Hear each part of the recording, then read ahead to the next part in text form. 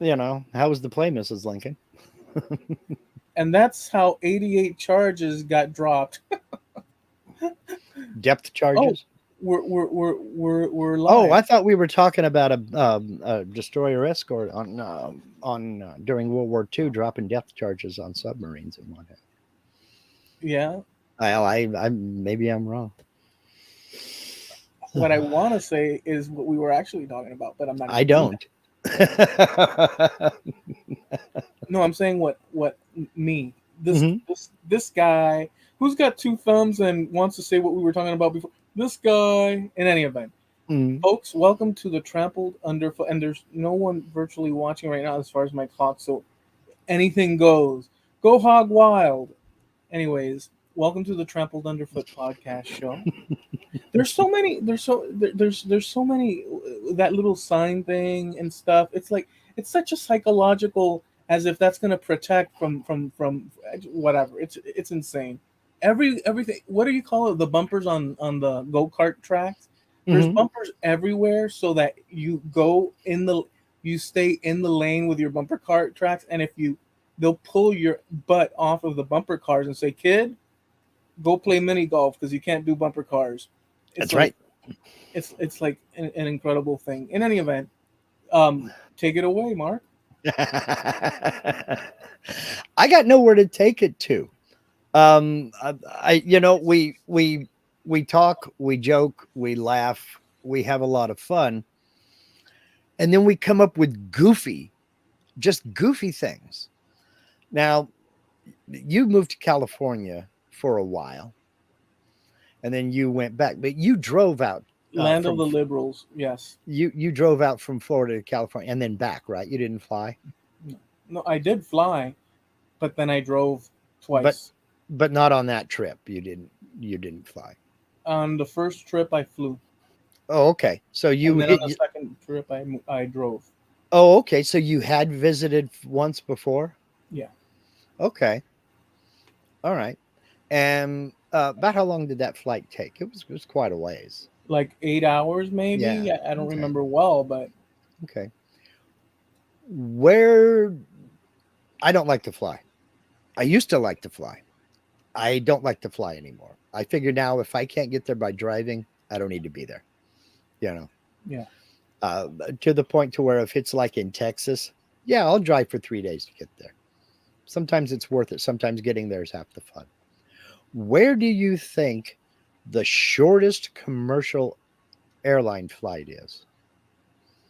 Have you ever heard of this? The world's shortest commercial air flight, there scheduled flight. there has to be a few. I know we have a couple of them here in Miami. Like we have one from here to Key West, I think it is. Um, and so there's in-house flights, but I wouldn't know worldwide what the shortest flight would be. But we have a few here, Hmm. like localized. Okay. I wouldn't know how to answer that. You know, Okay. Well, they're off the coast of Scotland. Is a group of islands called the Orkney Isles, and they have regularly scheduled flights between two of the islands. One of them is called Westray, and the other is called Papa Westray. Papa is an old Viking word, meaning um, big island of the Papar. They don't say what that is. Thanks a whole heck of a lot. I appreciate that. Anyway, it's old Viking, it's old Norse. And that flight is the world's shortest flight. The record for it is 53 seconds.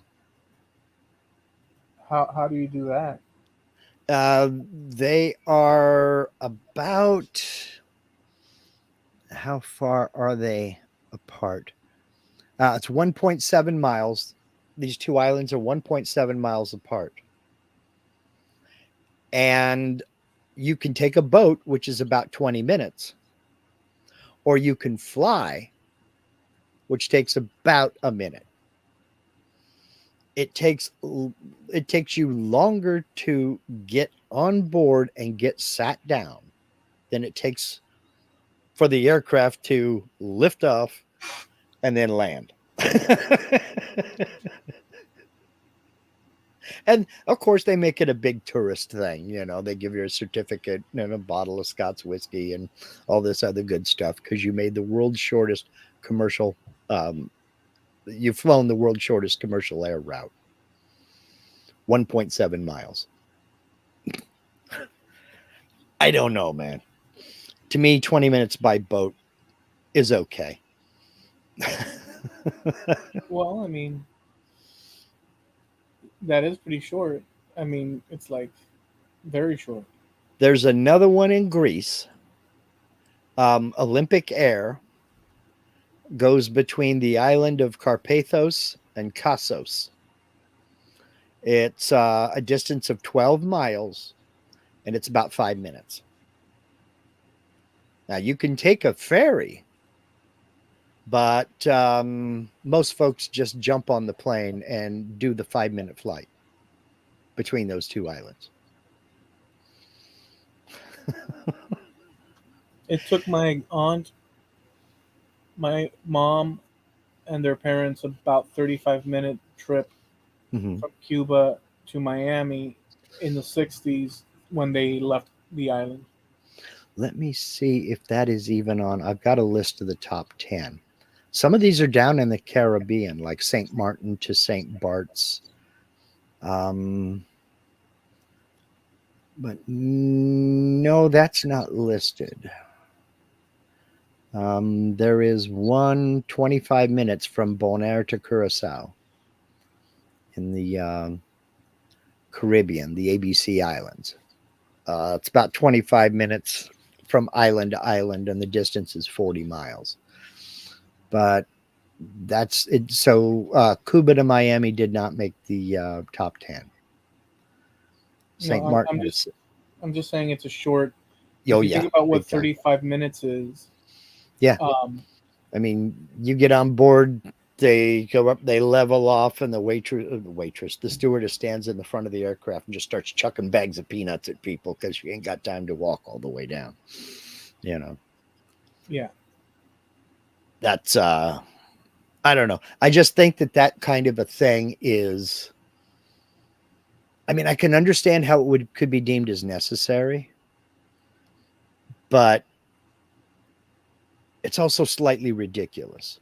1.7 miles. Have these people never heard of a bridge? You know, we've got longer bridges than that. Sometimes you can't build a bridge in certain areas for funding reasons, or I get it, and that's funding. That's a legit concern because you know what is the? I don't even know what the population of this island is. I was gonna say for funding or depth.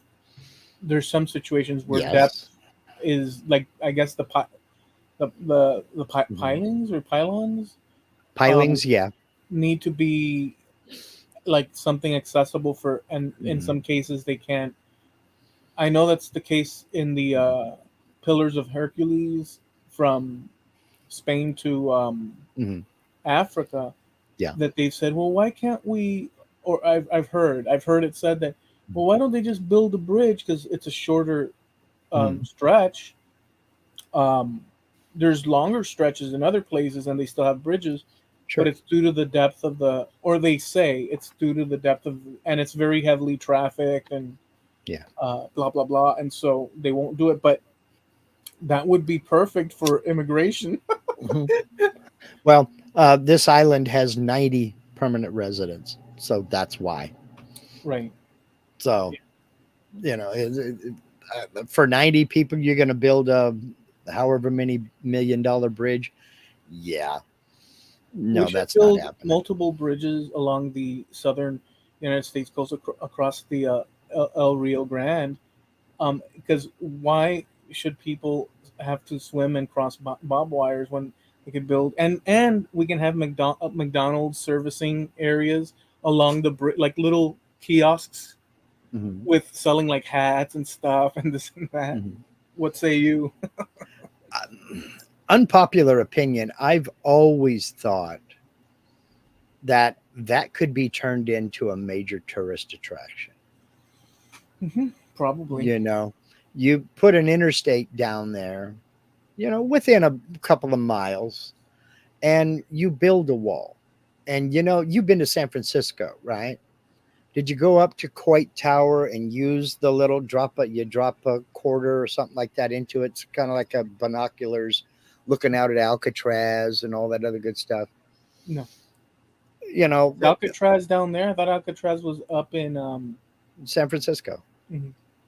Oh, I thought you said San Diego. No, San Francisco. Oh, Sorry. Yeah, Alcatraz is out there in the middle of the bay, and you go up to Coit Tower, and even out in the parking lot, you don't even have to go up in the tower. Even out in the parking lot, they've got those touristy binocular kind of things. It's big oval jobby with the eye, and you drop a couple quarters in it. And you can, oh man, cool. And then when your time's up, the thing goes black. I have used those, but in Hmm. LA, Yeah. up at the something observatory, Griffith. Hmm. Yeah. Yeah, I have used those, but Yeah. And it's just line a whole wall with those things, and they have park rangers there and the whole damn thing. And if you spot three people moving, you get a T-shirt or something like that. You know, I don't know. I really like. I don't know Goofy. why it is, but I really like looking back as opposed to looking forward. And the now is, I guess, some sort of now, and it's fine. But there's something special about looking back. And those old, there's a lot of sites on Facebook Hmm. that show early America as it developed through the 20th century, like crossing into the 1900s. Yeah. And there's some sites that have very specific, high quality photos of people doing normal daily activities, but as they would have done back then, obviously. Like, I don't know, picking up the mail, or a Hmm. street corner in New York and a lady holding her dog, or a Victorian, people sitting inside their Victorian living room, Yeah. with all the different colorations of, Oh my gosh. and yeah, and when you see those things, I don't know how it works. I've not looked into it, but there's something where where you're longing for something that maybe we've talked about that in many occasions, maybe in different ways, but where you're longing or you have a nostalgia for something that you didn't even exist in, Hmm. for for all we know, unless there's some sort of strange reincarnation thing. Um, but it brings out in me a sense of order, apparent order, by looking at those pictures of the ladies with the big hats and the beautiful dresses, and Hmm. maybe the big blizzard of some 1898 in Boston or whatever the hell, different variations of photos with the captions explaining what was going on.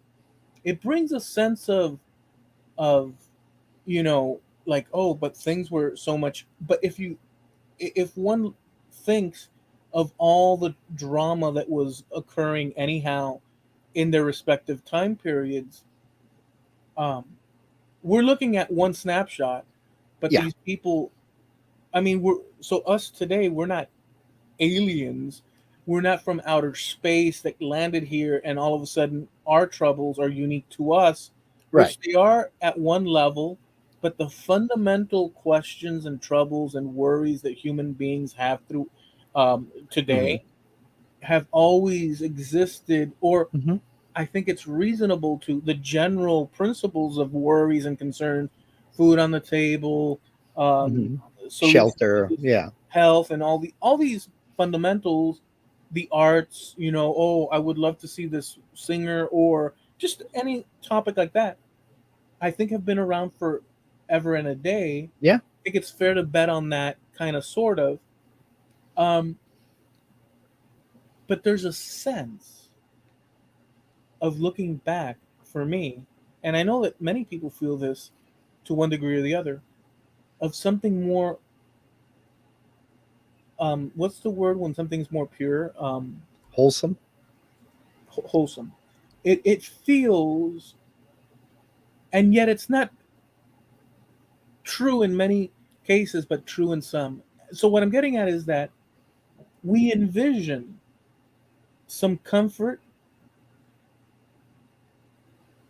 when looking at stuff like that, but we exclude, unless we're focused on it, but just as a passing by thing, we look at it and we're wishful, Mhm. and we're longing, and we're reflective of the good stuff. I guess when they say that, how is it when they say that, when you have a breakup with a, and I know this has happened to me, and it was a breakup, and it was epically an uncomfortable situation, but then years out you forget all the bad stuff, Mhm. and you just think of certain good stuff, and you're like, man, that wasn't that bad. But when you were in it, you were so, Mhm. humans have a tendency, Yeah, at least I do, to not put all the cards on the table. we have selective memory. We have selective memory. And you're right. The bad things tend to, they're, for some reason, they're easier to forget. My military service. I can look back at all the times I was BSing with my buddies. I made some real good friends. I learned how to make friends quickly and lose friends quickly because people were in a constant state of travel. They were constantly moving around. I went over to Germany for 3 years. There were people that had been there for 2 years already. They left a year after I got there, and their replacements came. So people were constantly shifting around. I'm coming in as somebody else is leaving because I'm taking their position that they just left to go to someplace else. So we also tend to romanticize a lot things that we didn't experience ourselves. It's like you were talking about this more wholesome image that we tend to have of the past. And a lot of times that wholesome image comes from a romanticization, for those of you who can speak, of that era, not based on our experience because we weren't there, but based on our idea, either through pop culture or through I'm so stories we glad. were told. I'm so glad you're going there. I was hoping, and that you filled in the gap of where the heck that comes from. That's the Yeah. first thing that I was thinking. Mark, will you Well, tell us where that came from? Go ahead, continue. well, I can tell you straight up that my grandmother told me all kinds of stories about growing up in the Depression, but it was a very romanticized version of it. Daily life sucked. You did not know if you were going to eat that night. When your dad's a dirt farmer and nobody's buying the crops, you know, um, for instance, her dad, my great grandfather on her side, I never met the man, never knew him. He, he turned to bootlegging because there was a banker in town that would buy all the moonshine he would make. And he made moonshine and sold it to the banker in town, who then sold it on to other people. But nobody was buying any of their crops. So they just basically planted to eat. And that was the only way he made any money at all. Because just, when you have no market for the stuff that you're growing, sit on it until it, rots. Eat your fill, but when it's rotten, it's gone. Now what?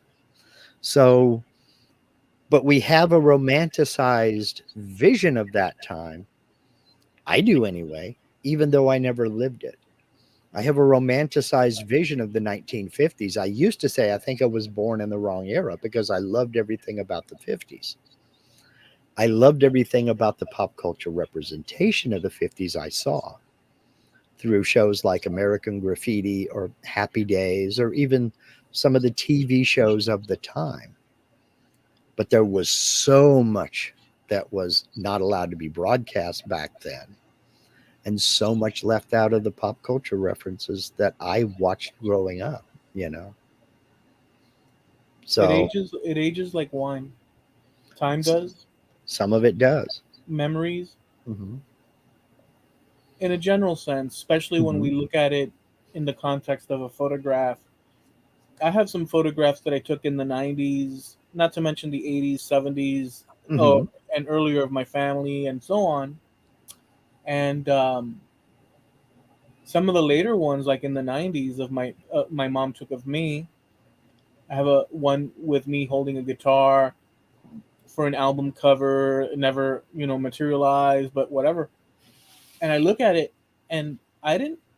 Or I'm sorry, that camera wasn't a digital camera. That camera was a photographic camera, um, Film. with film, and the product that came out of that, the image that came out of that, back when it came out, when it was when I took it to Eckerd Drugs and had it developed, Yeah. was, oh, okay, this is a cool picture because I was holding a cool guitar and blah blah blah for an album cover. But I didn't think much further than, okay, that's pretty freaking cool. But now looking back at it, not Hmm. to mention the fact that I was younger and skinnier and all these things, but the grain of it and all, it has aged so that now it looks, at least in my mind, oh yeah, that could definitely have been some sort of album cover, and it really looks like from back then, because Hmm. it is. But Hmm. the point is that, I guess it goes back to that thing you said about, or that we talked about episodes and episodes ago, where kids in the future are going to look at their grandparents' photos and see, all they're going to see is duck face. Duck face and food. Yeah, Duck face and food. yeah, You know. and so that's kind of, will it be received the same as us looking at a photo from December in Boston or January in Boston with snow and the family sitting outside a brownstone? Will it be viewed with the same elegance? No, and I'll tell you why. Because not every photo taken back then is viewed with elegance. There were some very strange. I hesitate to say fad. It was a common practice back then for a little while, but then it died out pretty quickly. No pun intended. And I'll explain myself in a minute. When photography was fairly new, you it was expensive. So getting a portrait done was a big, big deal. The technology was pretty mm, sketchy at the time, and exposures were real long. So, the guy was underneath the black cape and he put his film plate in and he took the little covers off and he got ready to go. Flash wasn't a thing yet. So, would click down on the shutter and tighten it up, and you might have to sit there for a minute or 30 seconds or whatever it was. And then he could release the shutter and everybody could breathe and everybody was fine. One of the things they did, they had what they call hidden mother photos. And this was having a portrait done of a child, a young child. And you can look them up online, and some of them are flipping hilarious. Where you've got a child standing there, looks scared to death, and mama's got like a carpet over her or something like that, right next to her, trying to look like an easy chair or something. But it's mama there holding the kid's hand. And sometimes they didn't even camouflage it. It's just there's mama on her knees with like a drape over her. But she's not the main focus. There's a kid who looks like she was crying 5 seconds ago, looking at the camera like, what's it going to do? Is it going to hurt me? It was just a weird, quote unquote, snapshot in time because it was so new. A lot of people didn't know what the heck to expect. But mama had to be there to kind of comfort the kid and keep the kid in place long enough for that exposure to be made so that the picture would come out. So you're saying that that's the equivalent of duckface? That is one of those weird little things that came with photography. This one is morbid. That's all there is to it. It's morbid. You can find these pictures online. I've seen one or two, and I don't want to see any more. It was common practice that when somebody passed away, you would set them up in a chair or something, or lay them in bed or something, and the rest of the family would pose for a photo with them. And this was done with people of all ages, from infants up to people in their 80s, 90s, early 100s, whatever. It was common. And it's, to me, it's just morbid. Where, three people sitting on this bench with their arms around the person in the middle, and the arms around the person in the middle is deceased. We wouldn't think about doing something like that today. That's completely out of the question. Very common back then. Some people still do. When my grandmother passed away, not that we sat in it, but at the funeral we took a picture, or my dad took a picture of her. But my dad, at the time, I didn't understand it, because exactly what you're saying. But he documented her wake, and because he documented everything, and Mhm. apparently now I'm doing the same thing. Um, Less organized as he, because he went like really documented everything. But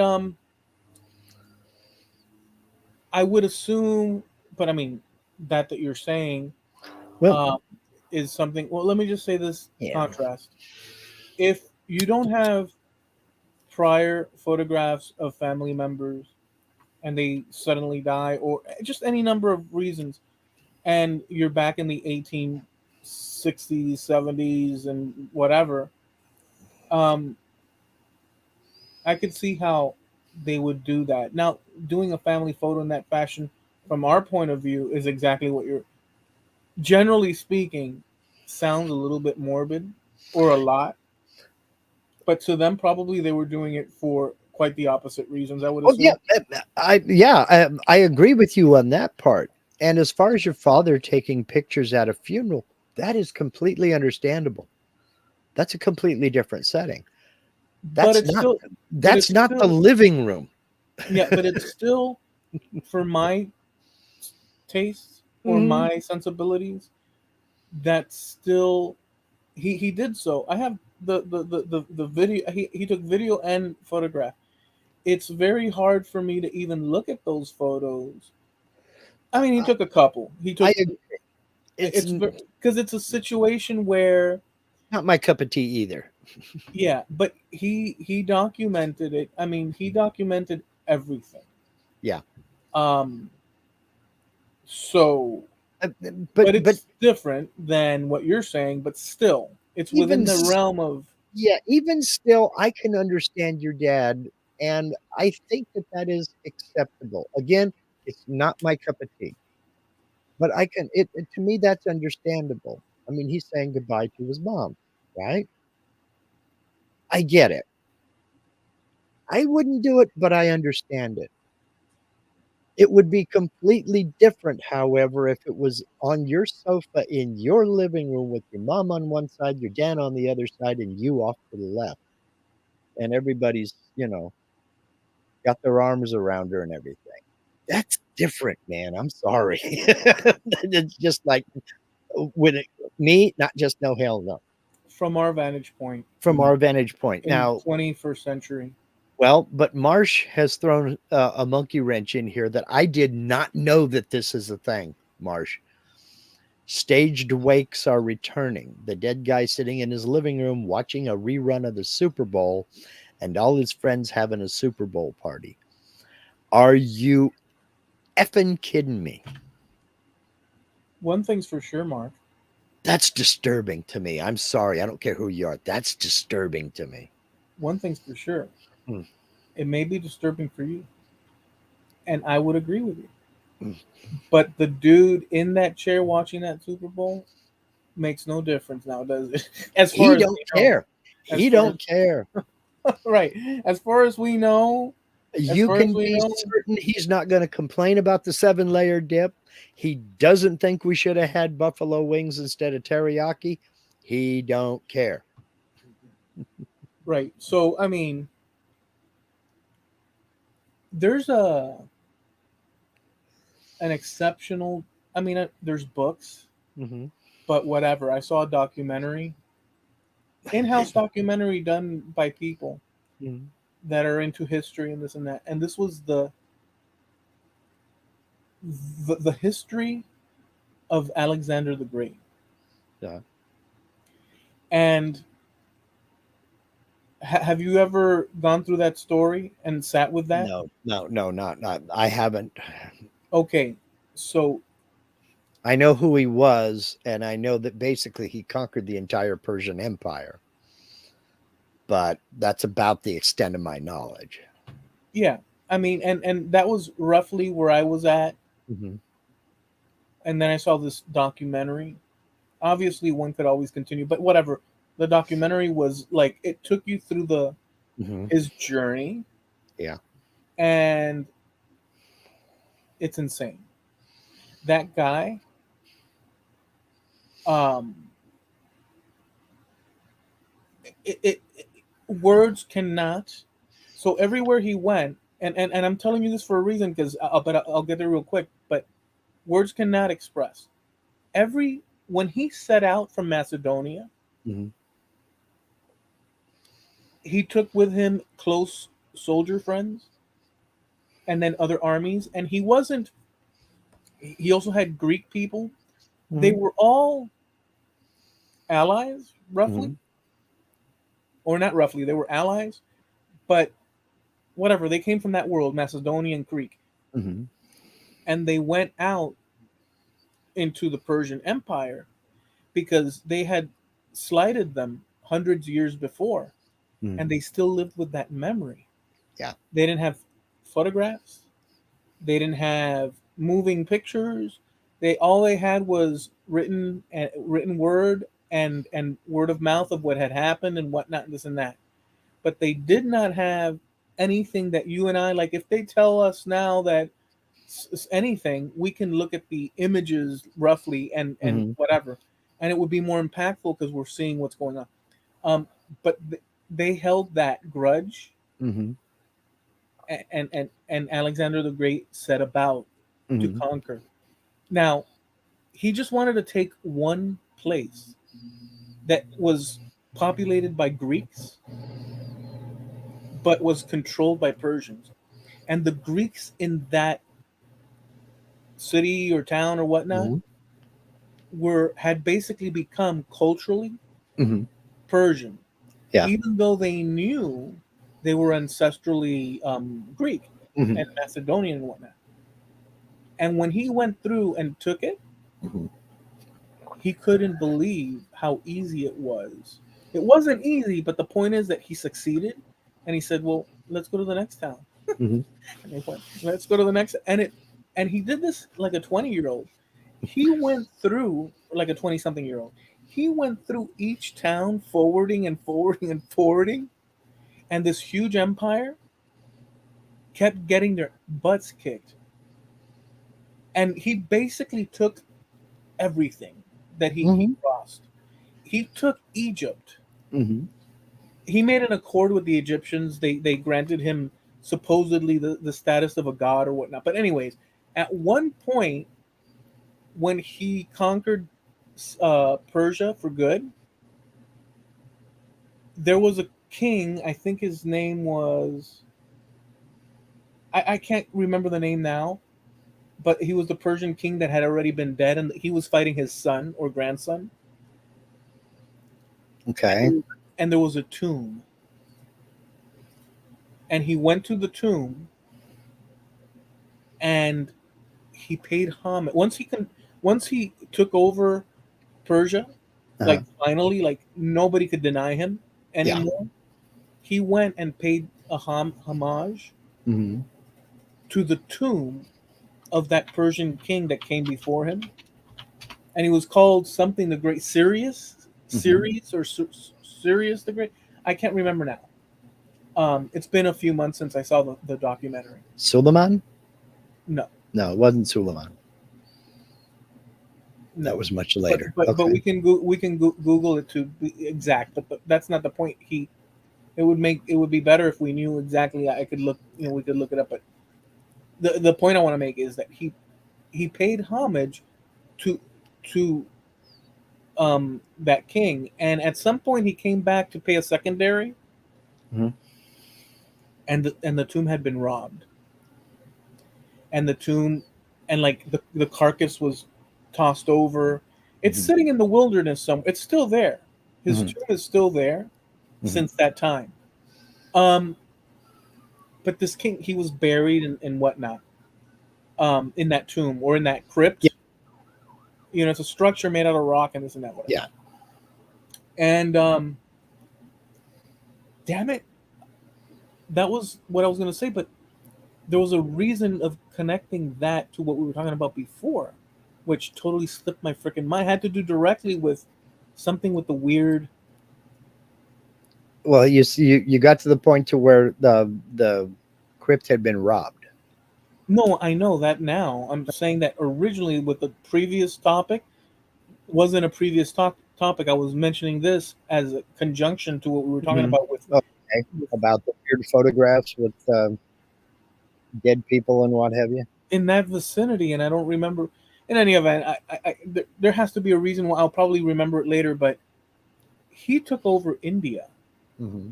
parts of India, Hmm. and in the documentary they explained that he decided to leave behind his role as a Macedonian, Hmm.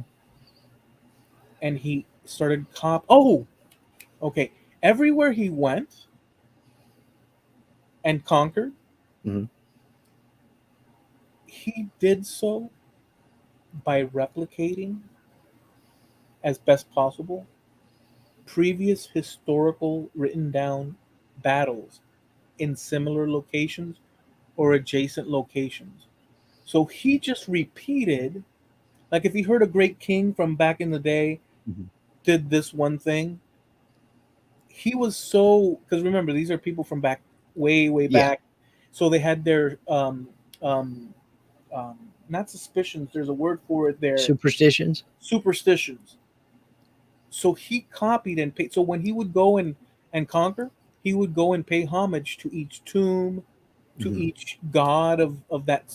Like when he went to Egypt, he did the same, and it just, word of mouth just kept growing that this guy, this guy. So it just ballooned and ballooned because he also followed historical battle Hmm. strategies. Wild freaking story. And he got sick at the end, Hmm. died, and they carried him back to Macedonia. He had a son and a wife that were like from way back Yeah. east. East, yeah. And they took the kid and the mom to grow up in Greece, Hmm. and they were afraid at a certain age, as he was getting older, that he would become the new guy. So they killed him and his mother. Oh, geez. So he died. The kids he had, but he Hmm. wanted to build a new world where people from the east and west and everybody got together and mixed so heavily that he would create his own world Hmm. His of own empire. populations mixing with it, but the Greeks weren't down with that. Yeah. So it's a complicated story, but there was a reason for connecting it with this and that, but I can't quite. Well, What to be honest, that previous subject kind of took a morbid turn anyway. That I didn't know I was going to went in a morbid direction that I didn't know that I was going to go to. But I did take a minute. Um, yeah.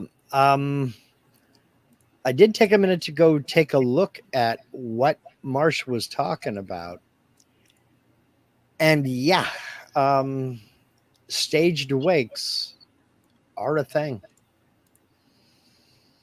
I They are mean, a thing. And Marsh, man, I don't know.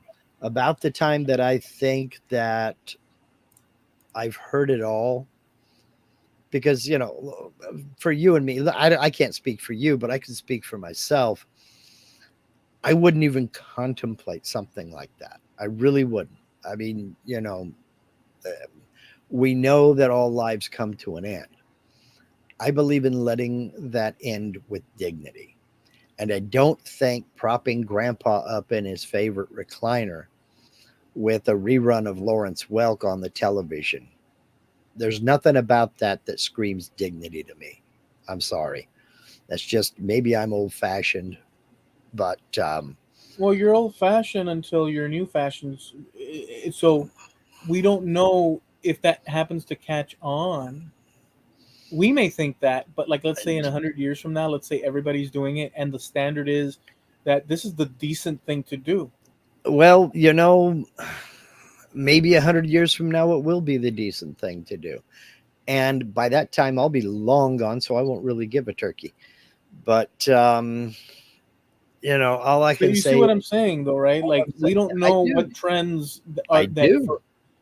Yeah, because if they did that in the past, like Hmm. you were saying before, and now Marsha's saying this, that's going on now, and we're somewhere in the middle where people didn't do that kind of stuff, and we have our thoughts on what's standard, decent, and you know, I think, Civilized. yeah, but I think, but it is a fact. Wait, let me retract that. It appears that it's reasonable to believe that out 100 years or whatever, a lot of things that we did during this time will appear not only outdated, but in many Oh, times. no Let's put it doubt. this way: just like people judge today, people in the past Civil War era in the United States. Well, we don't even have to go back that far. Yeah, but I'm trying to make But well, go ahead, go ahead. I was trying to, but yeah, no, you get you're right. Go for it. But no, I'm no, no. just You get saying, the point. You get the point. we don't even have to go back that far. But I get where you're going. But go Yeah, ahead, yeah. You get finish. no, no, I no. mean, That's it. That's exactly it. Like, judge, if we judge today as a society what happened in 1789 after mhm, said plot occurred in this one area and blah blah blah, and then the people that happen to have this type of religion or philosophy or had these practices and then this and that. It's true from our vantage point mhm, that these actions that may be positive or negative to us are positive and negative, and even back then would have been one way or the other positive and negative to the degree mhm, that they were. But within the broader context of, as we move through time, we are not only the current holders of life, or whatever you want to say. We're not only the current people, but we will become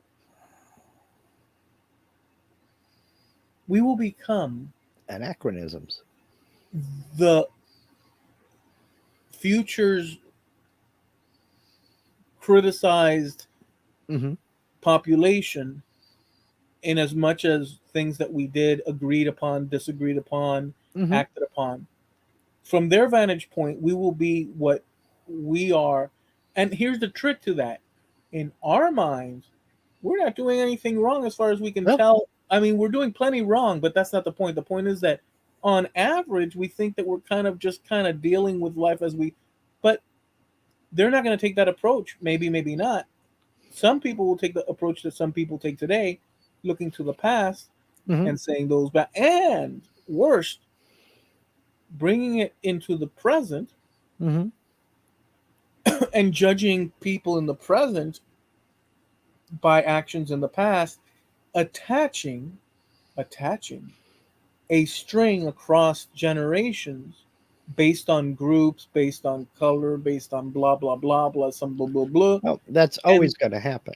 But yeah, so so So we will become the object of discussion, we Hmm. as a society, for Sure. the future, in Sure. the same light that some people. So that's a few of the things. So we don't really know, you No, know.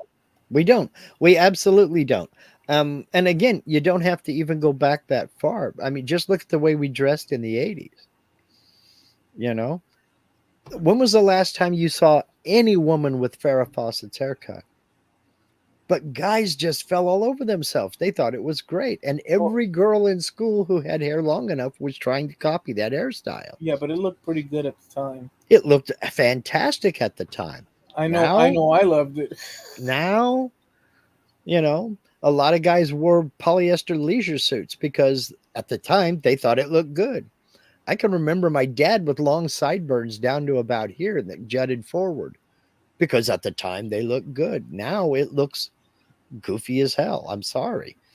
You know, we some of the things that we did versus some of the things we do now. I don't know. I still do have a romanticized image in my brain of my past, but a good percentage of it I really don't miss. I really don't miss certain parts of it just simply because we did it that way because that was the only way we knew how. You know, I don't miss, in some ways, I do miss the family sitting around watching TV together, but only the good shows that everybody liked. I don't miss dad would flip on Matlock or something like that that I just didn't really give a damn about. And then I'd get up and I'd go leave and go find something else to do. So we have this romanticized image of the whole family sitting around on the sofa watching TV with bowls of popcorn and everything, and everybody's getting along. We don't have the romanticized image of mom in the kitchen because she can't stand that TV show either. My brother in his room and me in my room listening to two different radio stations, reading two different magazines. Life was never the Brady Bunch. Even the No, Brady Bunch was never the Brady Bunch. no, people are always doing what people Mhm.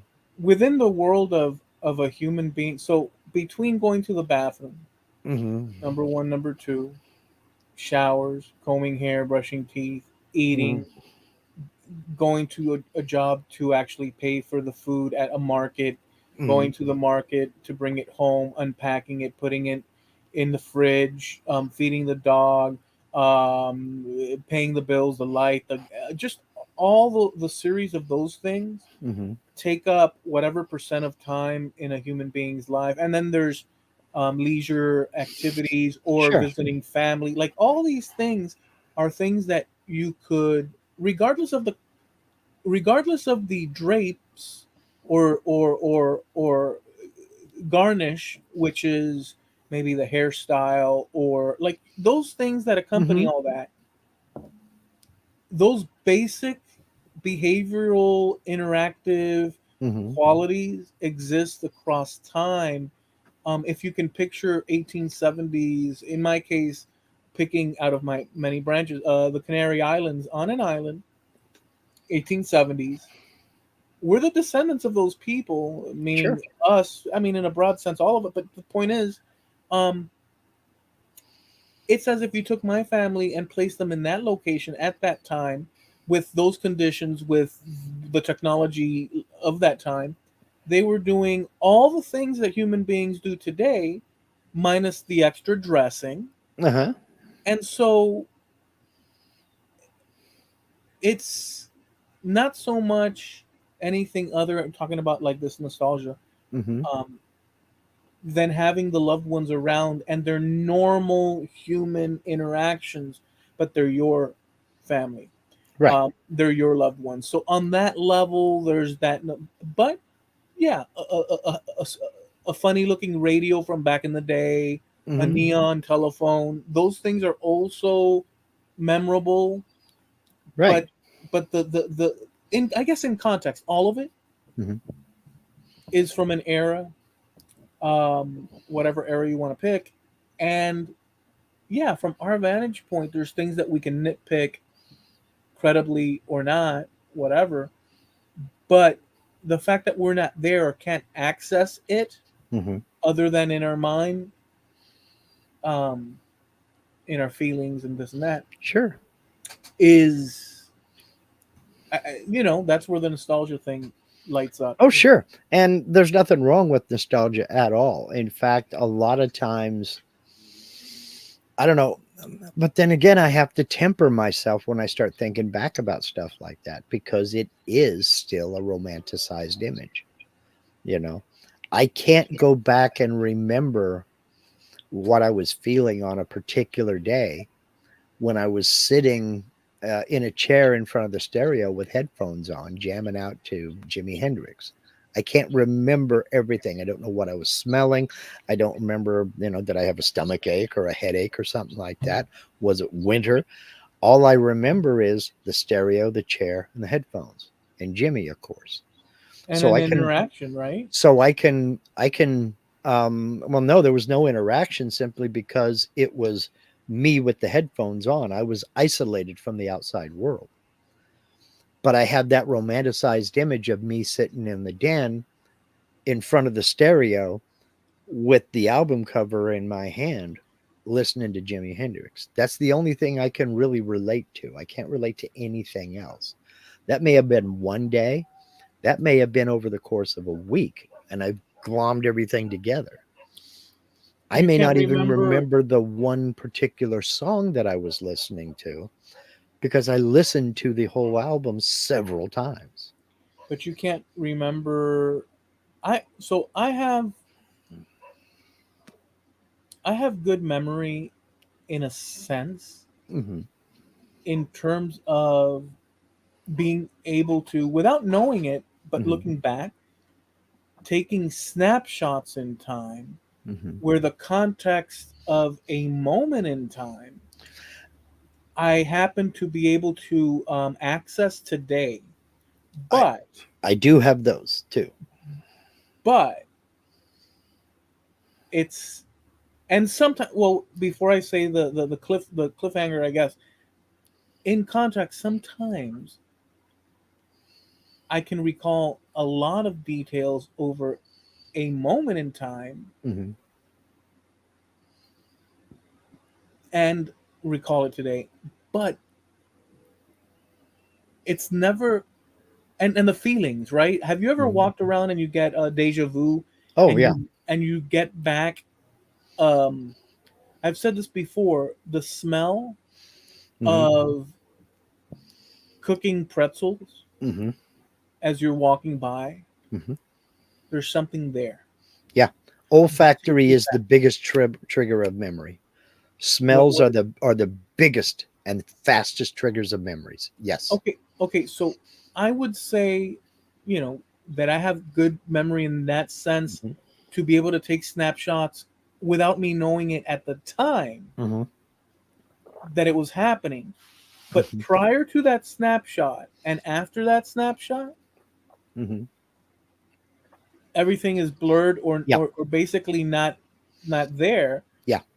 It's just like a little break in the fabric, and you reach and you can remember, Yes. recall. But even so, the recollection Hmm. is not as vivid as being there in fact, you can even say yesterday.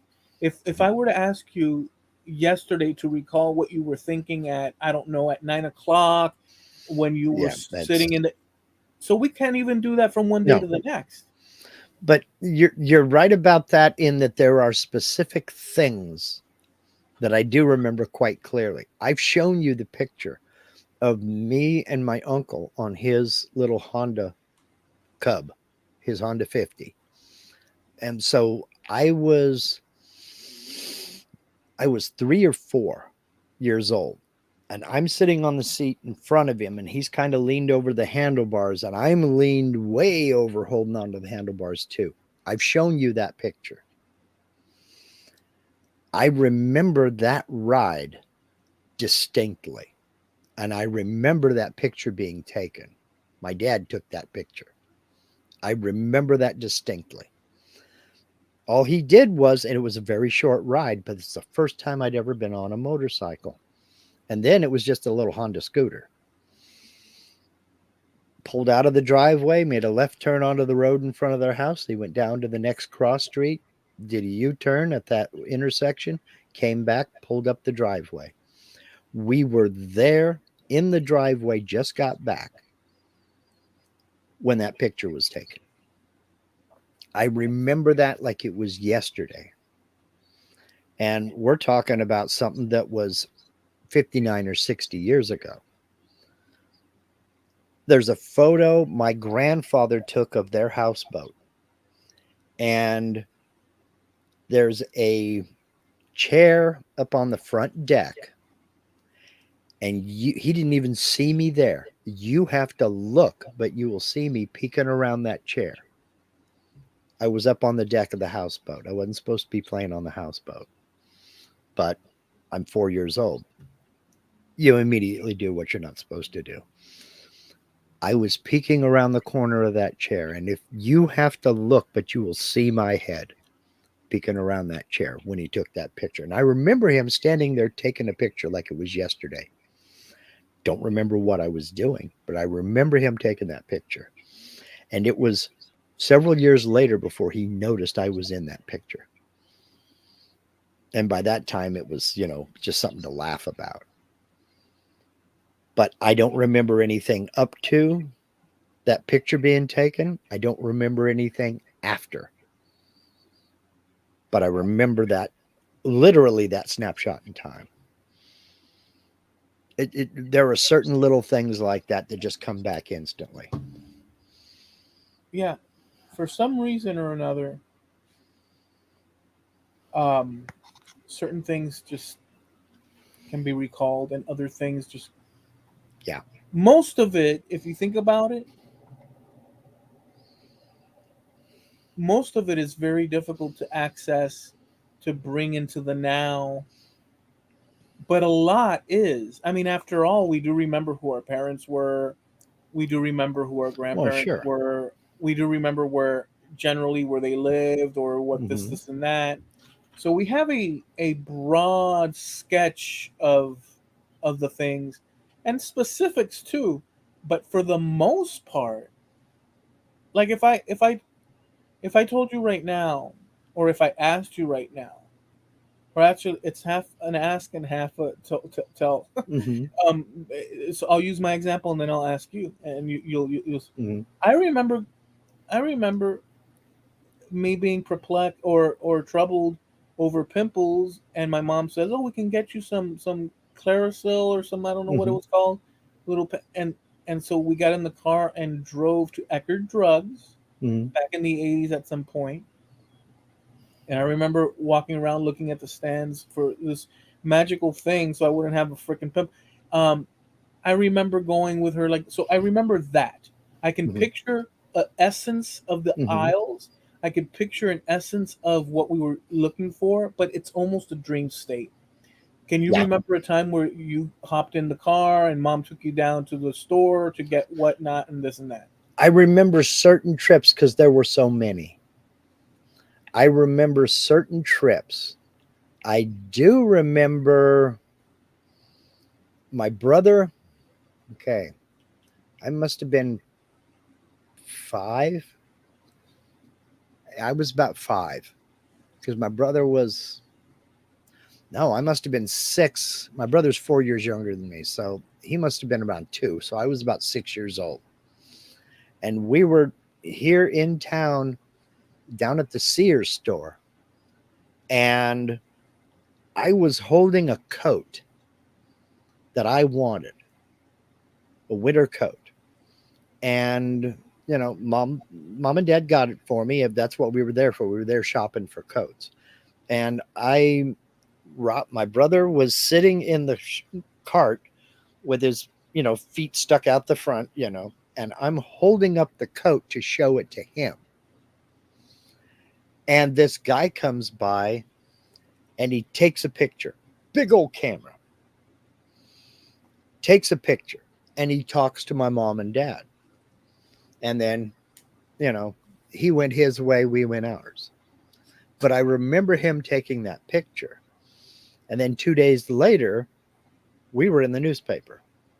There was that picture. Mark Lindsay showing his brand new coat to his little brother at Sears store in Medford Center. And what it was in association with, I don't know. There was some article about the shopping center or something like that. But this photographer just decided this would be a good picture. I couldn't tell you anything else about that trip other than that. There were certain trips to certain stores that we went to. I remember certain things about them. Like I remember a candy counter in this one particular mall we used to go to because I wanted to go into that place and get some candy. Um, but as far as a specific trip to go get something, to go buy something, it would be the big things. Like I had saved up my allowance and I wanted to buy a stereo. And I remember going to the store and getting that stereo. My dad, my dad driving me down, and I paid for that stereo like $75 or something like that. It was a lot of money to a 14-year-old kid. And that was a huge accomplishment for me at the time. That's why I remember it, because I had saved up and earned that much money. I mean, it felt like $1 million in my pocket. But But you don't remember the end caps of that, like what happened so when you begin your memory, mhm, when you begin remembering, from the point you start beginning to remember now mhm, after all those years from that event, mhm, it's as if you press play it on the VCR and mhm. the movie starts playing, but just prior to the tape starting, it's it's not Yeah, there. yeah. You don't care about the FBI warning. You don't care about the previews of upcoming VHS tapes. No, you just can't Yeah, recall it, even if it's yeah. there. Or I'm Hmm. sorry, it may have happened, but you Well, just don't have access to it. I'll give you an example. That candy counter that I'm talking about, it was a candy store within the shopping center. I couldn't tell you what stores were on either side of it. I just know that there was a store on either side of it, but I don't know what they were because I didn't pay attention. I didn't care at the time. I knew I wanted to go into C's Candy, and that was it. What was on either side of it made no difference to me, so I couldn't tell you what they were. Yeah, and we couldn't access it there's some things that we can access very easily, and Hmm. much that we can't. Um, and a lot of people actually write diaries, Hmm. or at least did in the past. Yeah, Not to mention books and all sorts of stuff. yeah. If it wasn't for people doing that kind of thing Hmm. across time, um, much more would be lost. And even though Well, we can't, like, let's say Alexander the Great, because it's been mhm. written, I mean, across history, but Right, we wouldn't have access to what we have if not for people along the way right. doing the task of recording it. But that word recording or book recording or literature recording of Hmm. an event is also a snapshot as best as we can have it. Hmm. So there's all these situations where we have information, but Yeah. it's in flaky Well, yeah, because stuff. you have to take consideration when was it written. Like, for instance, a diary of Alexander the Great in this particular city. When was that written? Was it written at the time or within a couple of years, or was it written 100 years afterwards? Because memories fade. And it depends on who you're talking to, what story you're going to get. You ask three people about the same event, you're going to get three different stories. Well, even So, if it happened one day to the but next, my point is that even if it happened mhm, either hundreds years later or at the time or word mhm, of mouth, all we're getting in any event, even if right. it happened the day at, like if I tell you, oh, Mark, yesterday Hmm. I went walking with Vigo and this and that happened, what I've just transmitted to you or transferred over to you, to your mind, is a rounding up, Your memory of the event. even if it was yesterday. Mm-hmm. And I'm telling you the story as accurately as I can, considering memory, even from yesterday, Mm-hmm. And you were there. hoping that you would fill in the blanks that Mm-hmm. what I'm saying includes the flowers by that house Well, and the road and the sketching on the floor. and And that's where I was going with this, because the advent of photography and later on movie film made it that much easier to actually document certain aspects of what happened. You can only document what's within the camera's eye, but it's better. but it's a better representation than someone's memory of something their father told them 50 years earlier. But So, let me clear that. Let me add a detail to that. mhm, I would avoid the word better. I would accept the word better in that we're getting the raw image. mhm, That's fine in that context. But the storytelling of what's in that video.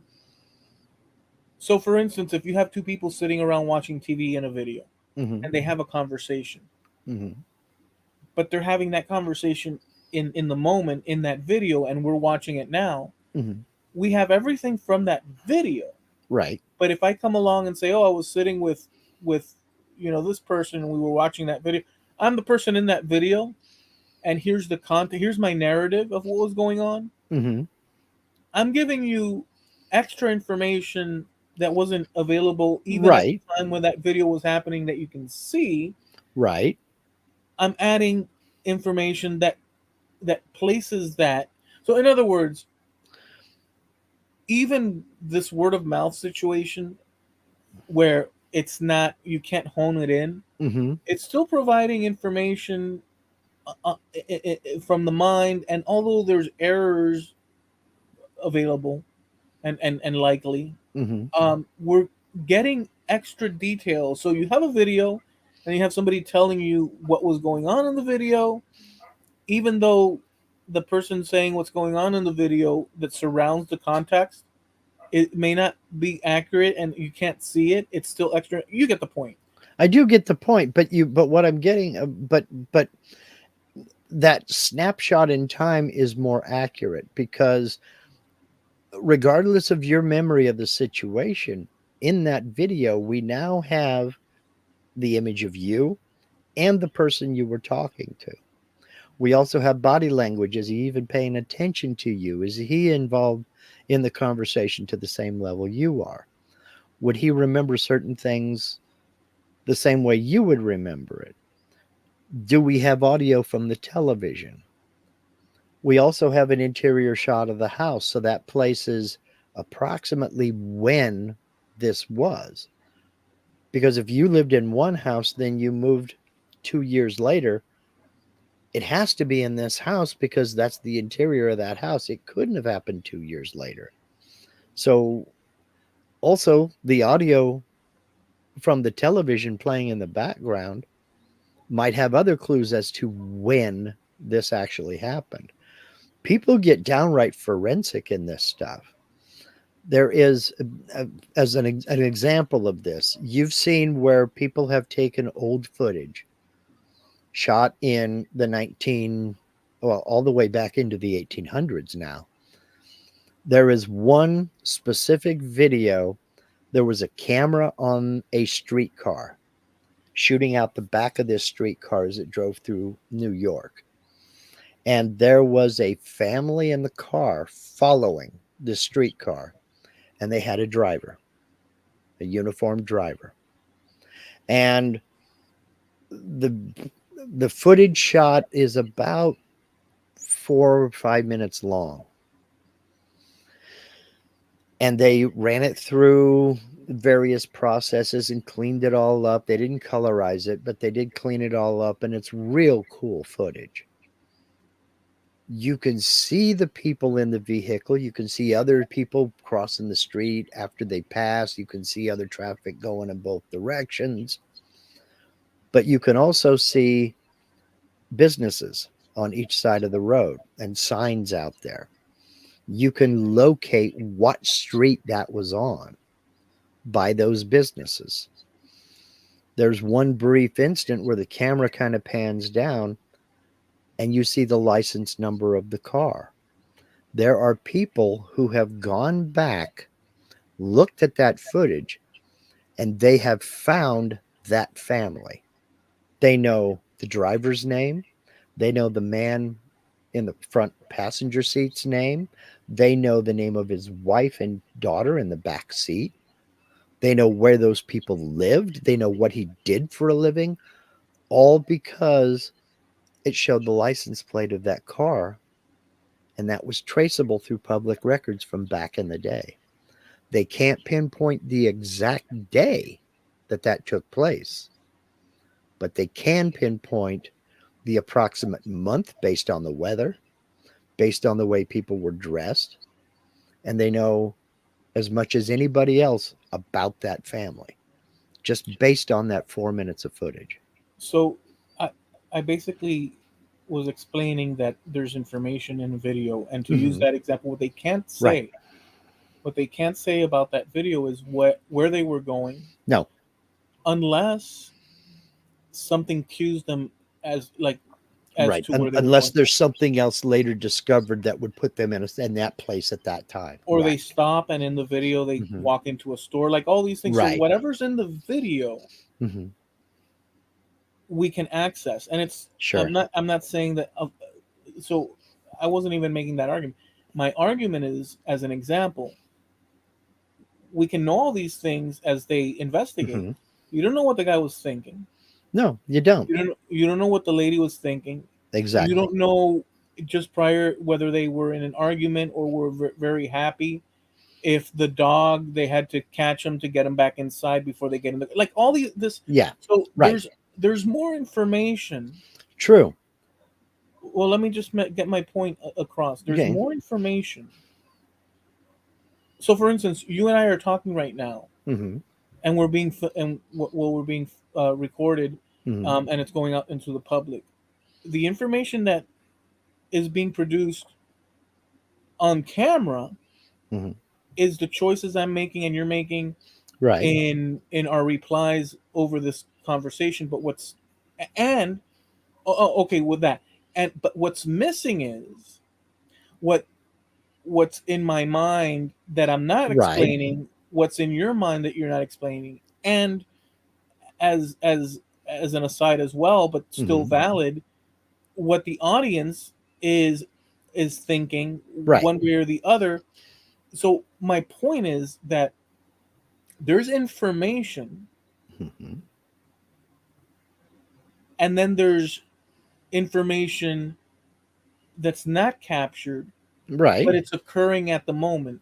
Right. So in a situation where somebody I have a video with me and my friend Henry Mm-hmm. at his house in the 90s, and I'm playing guitar. If I don't Mm-hmm. explain the situation surrounding it, Right. um, you still have enough information of what's there. Mm-hmm. But if I come and say, even though it's from my memory and my memory could be faulty, although I could tell you with a high Mm-hmm. degree, but that's just my word of mouth. Um, we were sitting there practicing a song for church, and it was such and such a song, and so Okay. that's extra information that Sure. even though the video is showing you, Mm-hmm. we wouldn't have access to. So Right.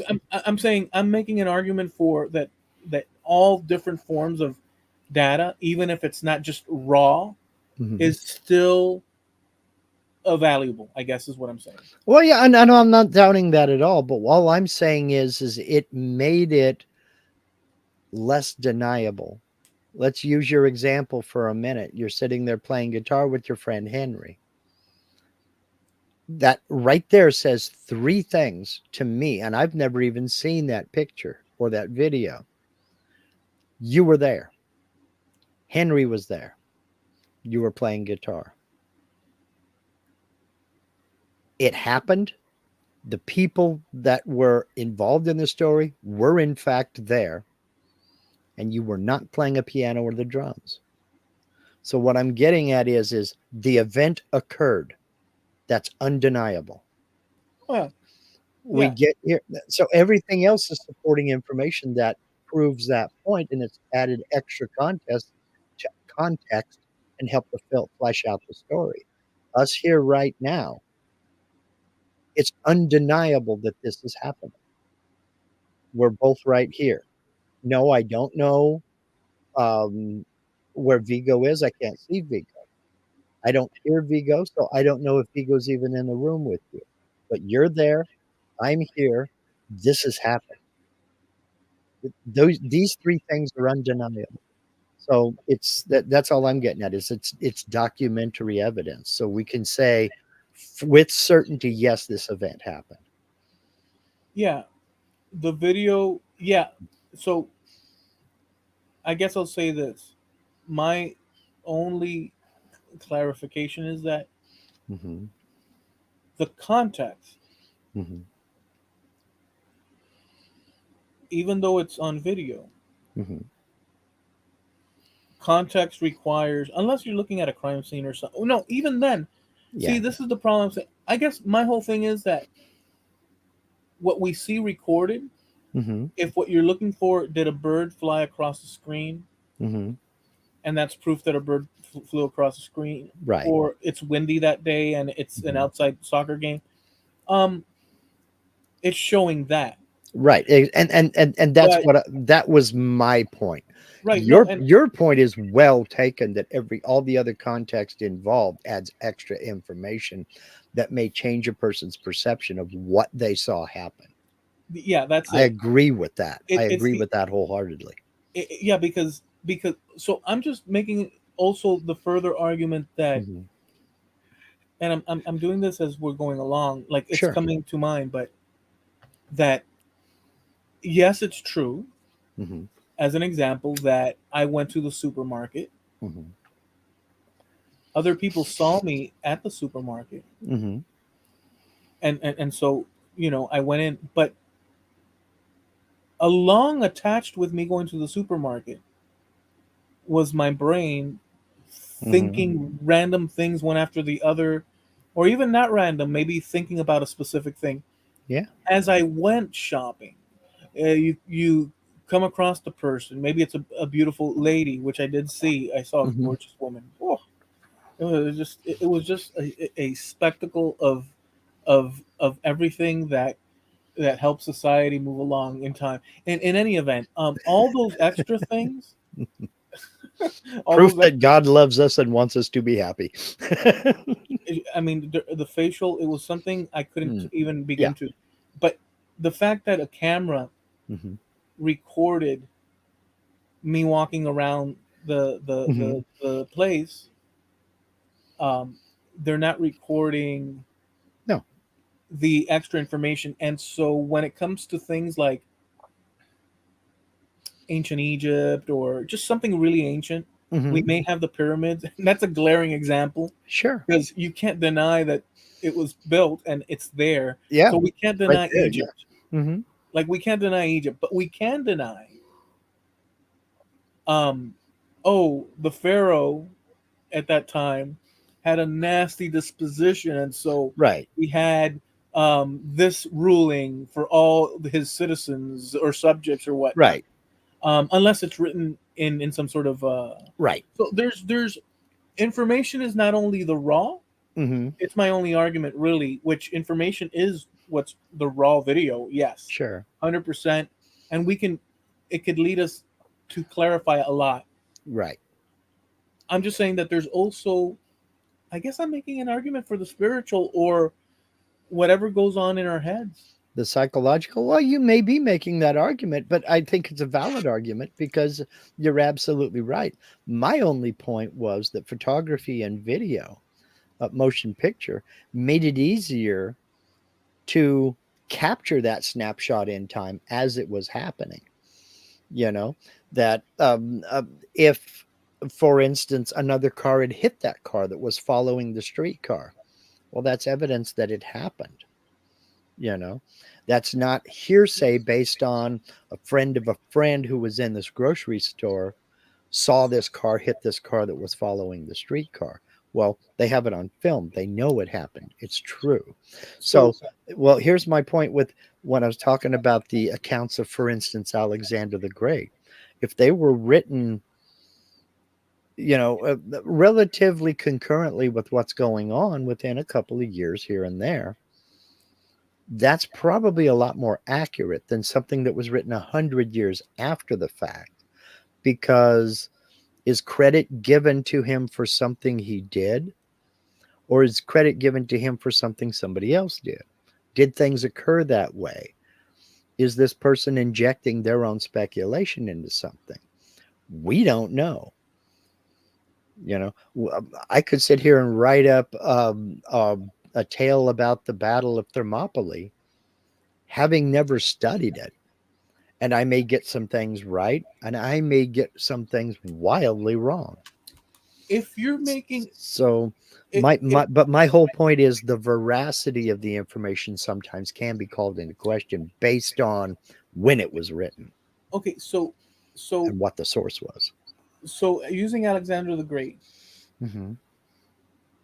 there's cities across Mm-hmm. Eurasia that are Sure. named after him Yeah. from that time. Um, so there's evidences. There's a bridge that he built Mm-hmm. to get to an island that he Sure. wanted to take. You know this one? Yeah, I'm not doubting that. No, no. I'm trying to explain. Okay. Do you No, I know don't. the? I don't know the thing about the bridge. No, like I So said, I've not studied him. he So. couldn't cross Mm-hmm. unless on ship, and he had issues with that and stuff. Mm-hmm. So he simply said, "We're gonna fill in and make a land bridge from here to the island." Right. And the people began that process.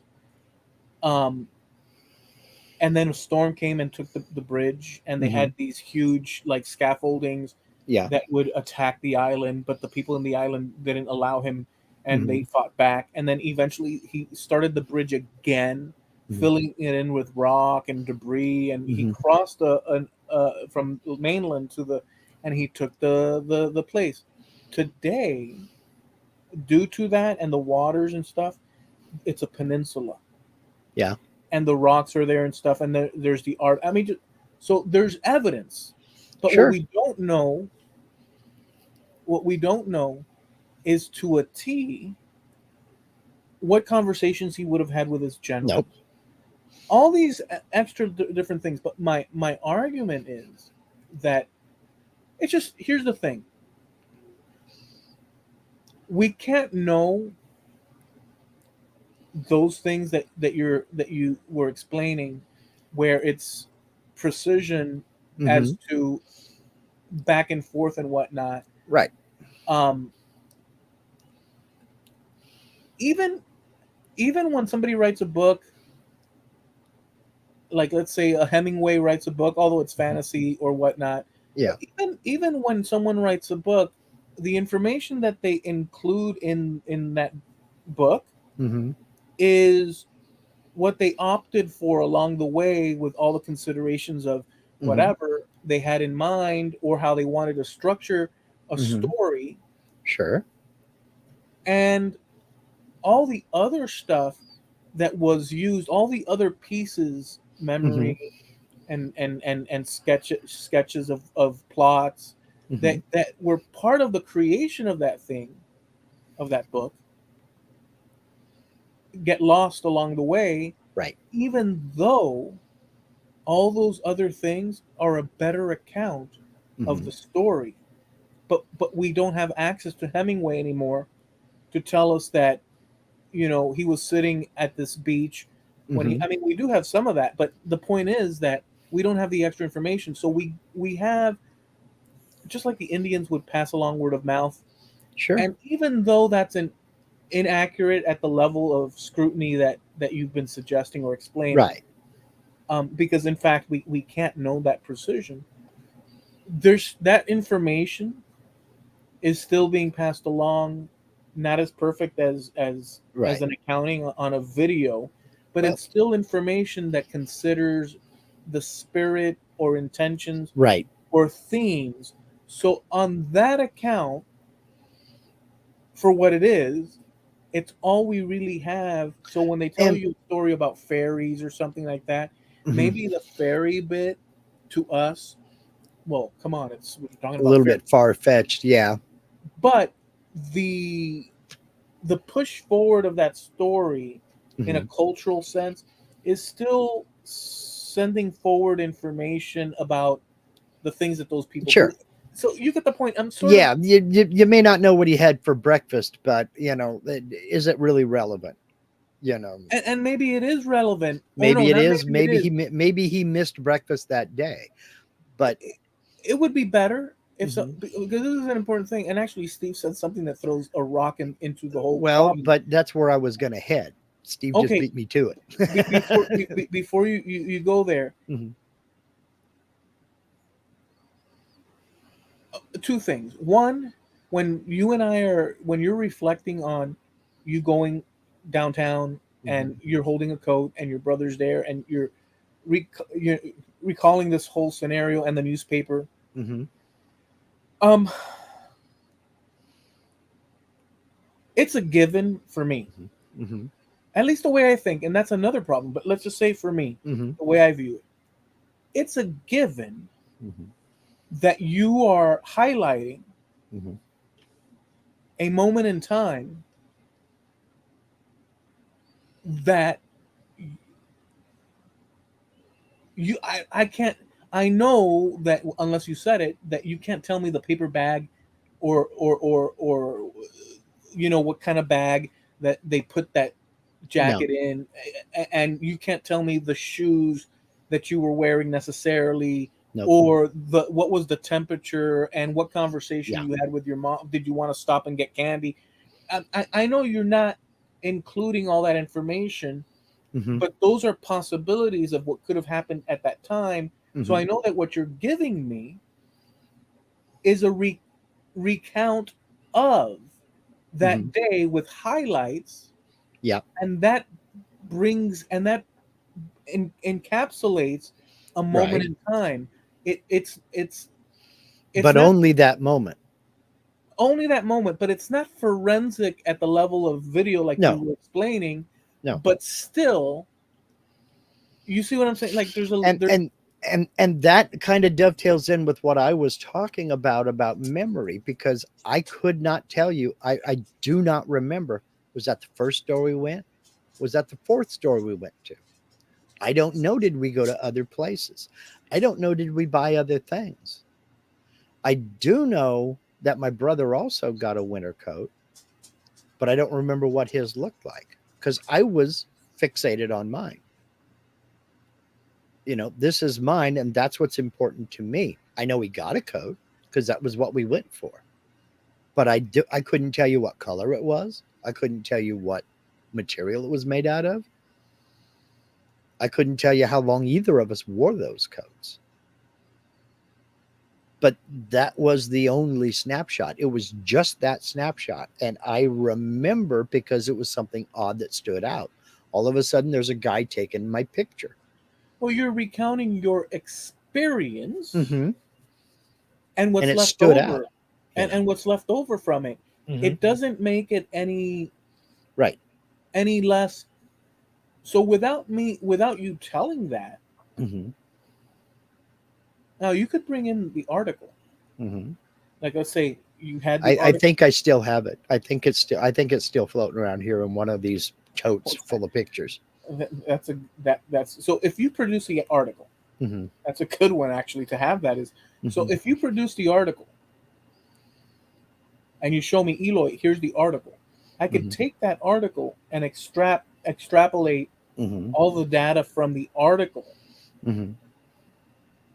even without knowing you. Let's say somebody Mm-hmm. produced an article with you in Mm-hmm. it, and I don't know you and the situation, and I was asked, I want you to scrutinize this and give me all the data that this one sheet of article, paper, whatnot, um, you can render using all the tools at your disposal today in 2024. Mm-hmm.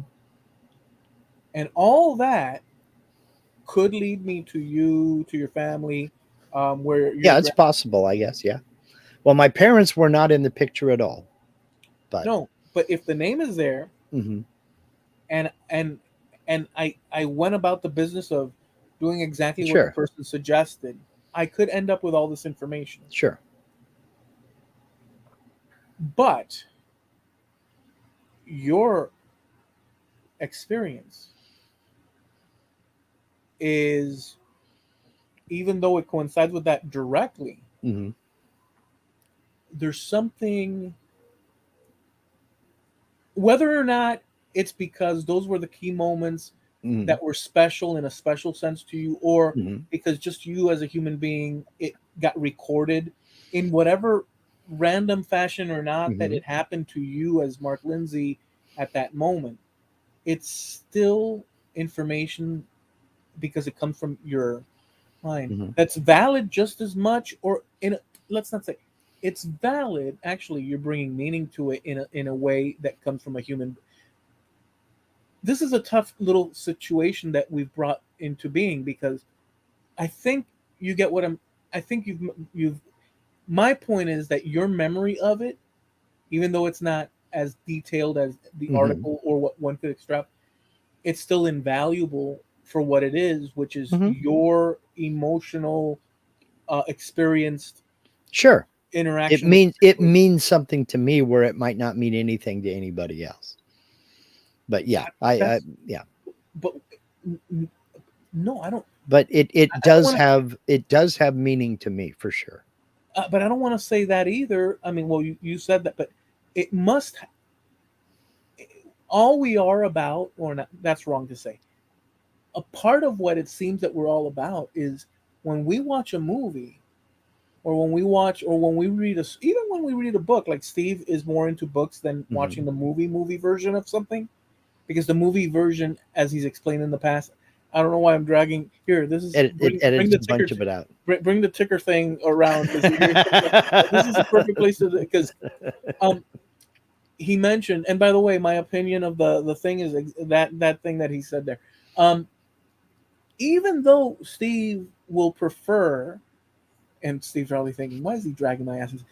Even though he would prefer the reading of the book, he's still injecting that reading and processing it through his mind, picturing it in his mind, as he's mentioned, the way he envisions, I don't know, the laser beam or the trip out at sea, Hmm. in his special way that would be different if you read it or I read it, Hmm. depending our imagination level, reference points. So so it's impressions, and that's, so my point is that your impression of the event Hmm. must be, in my opinion, as important depending on the task at hand.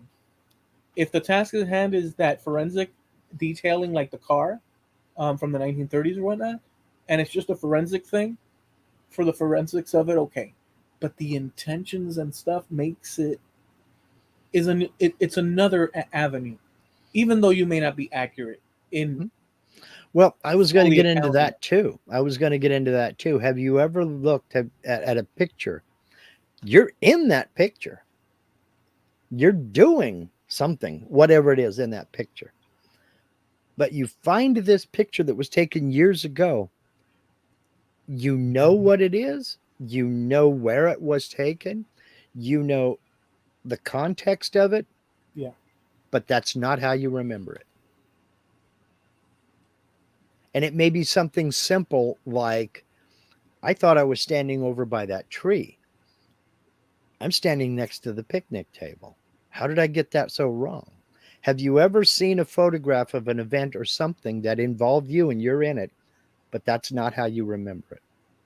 There's a pool Mm-hmm. called the Tamiami Pool Mm-hmm. here at the park across the street, FIU. Mm-hmm. We have FIU and then we have Tamiami. It's all on one huge plot of land, Mm-hmm. but part of it is owned by the city Mm-hmm. and the other part is the university. There was a pool and a couple of pictures of my grandfather and I at the pool, Mm-hmm. him teaching me how to swim. And I remember from memory that we would enter on 107th. Mm-hmm. And right in front, you could see from the 107th, the elevated structure that encased the pool, Okay. and we would park and just walk up it and go to Hmm. the pool. And I didn't pay no attention to it for decades until I found the photo, wrote a little post about it, shared it in a Florida page, Hmm.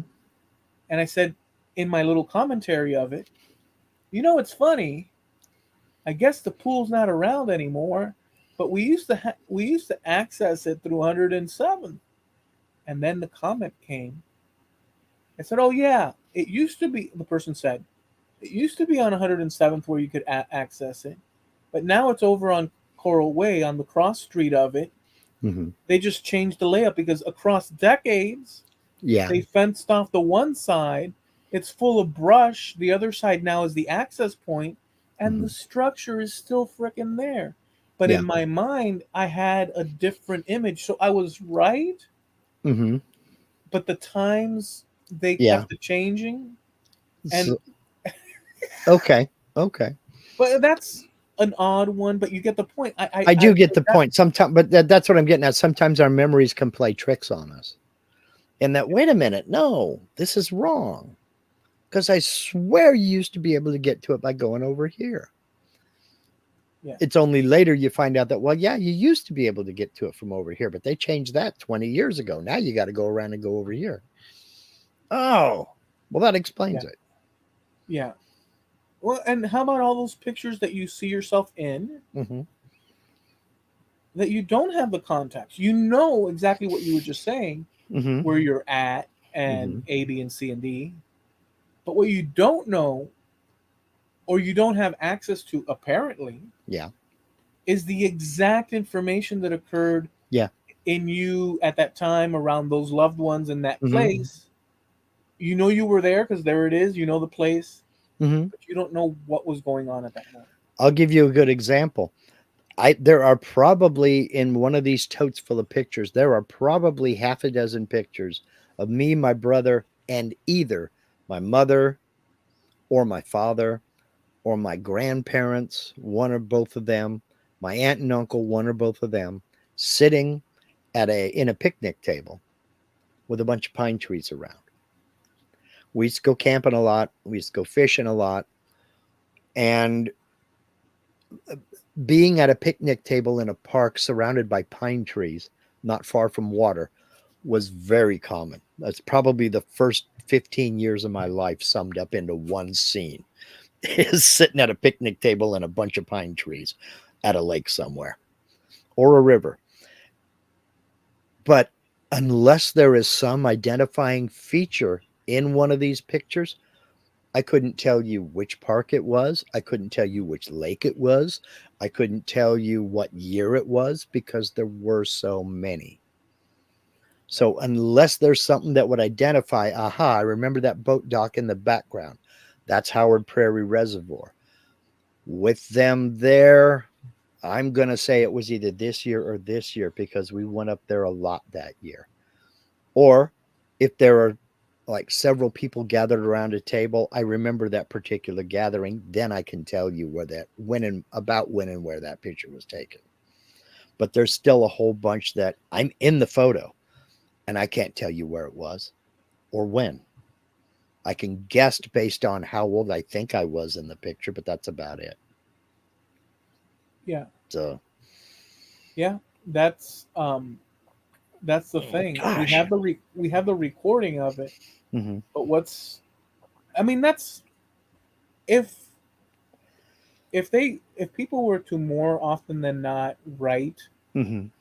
take in and add this landmark, And whatever. thank the Lord, a good percentage of these photos have that information on the back. Somebody wrote it on the back. Not all of them, but a good percentage of them. Without that Hmm. and time going by, it's a little Hmm. bit,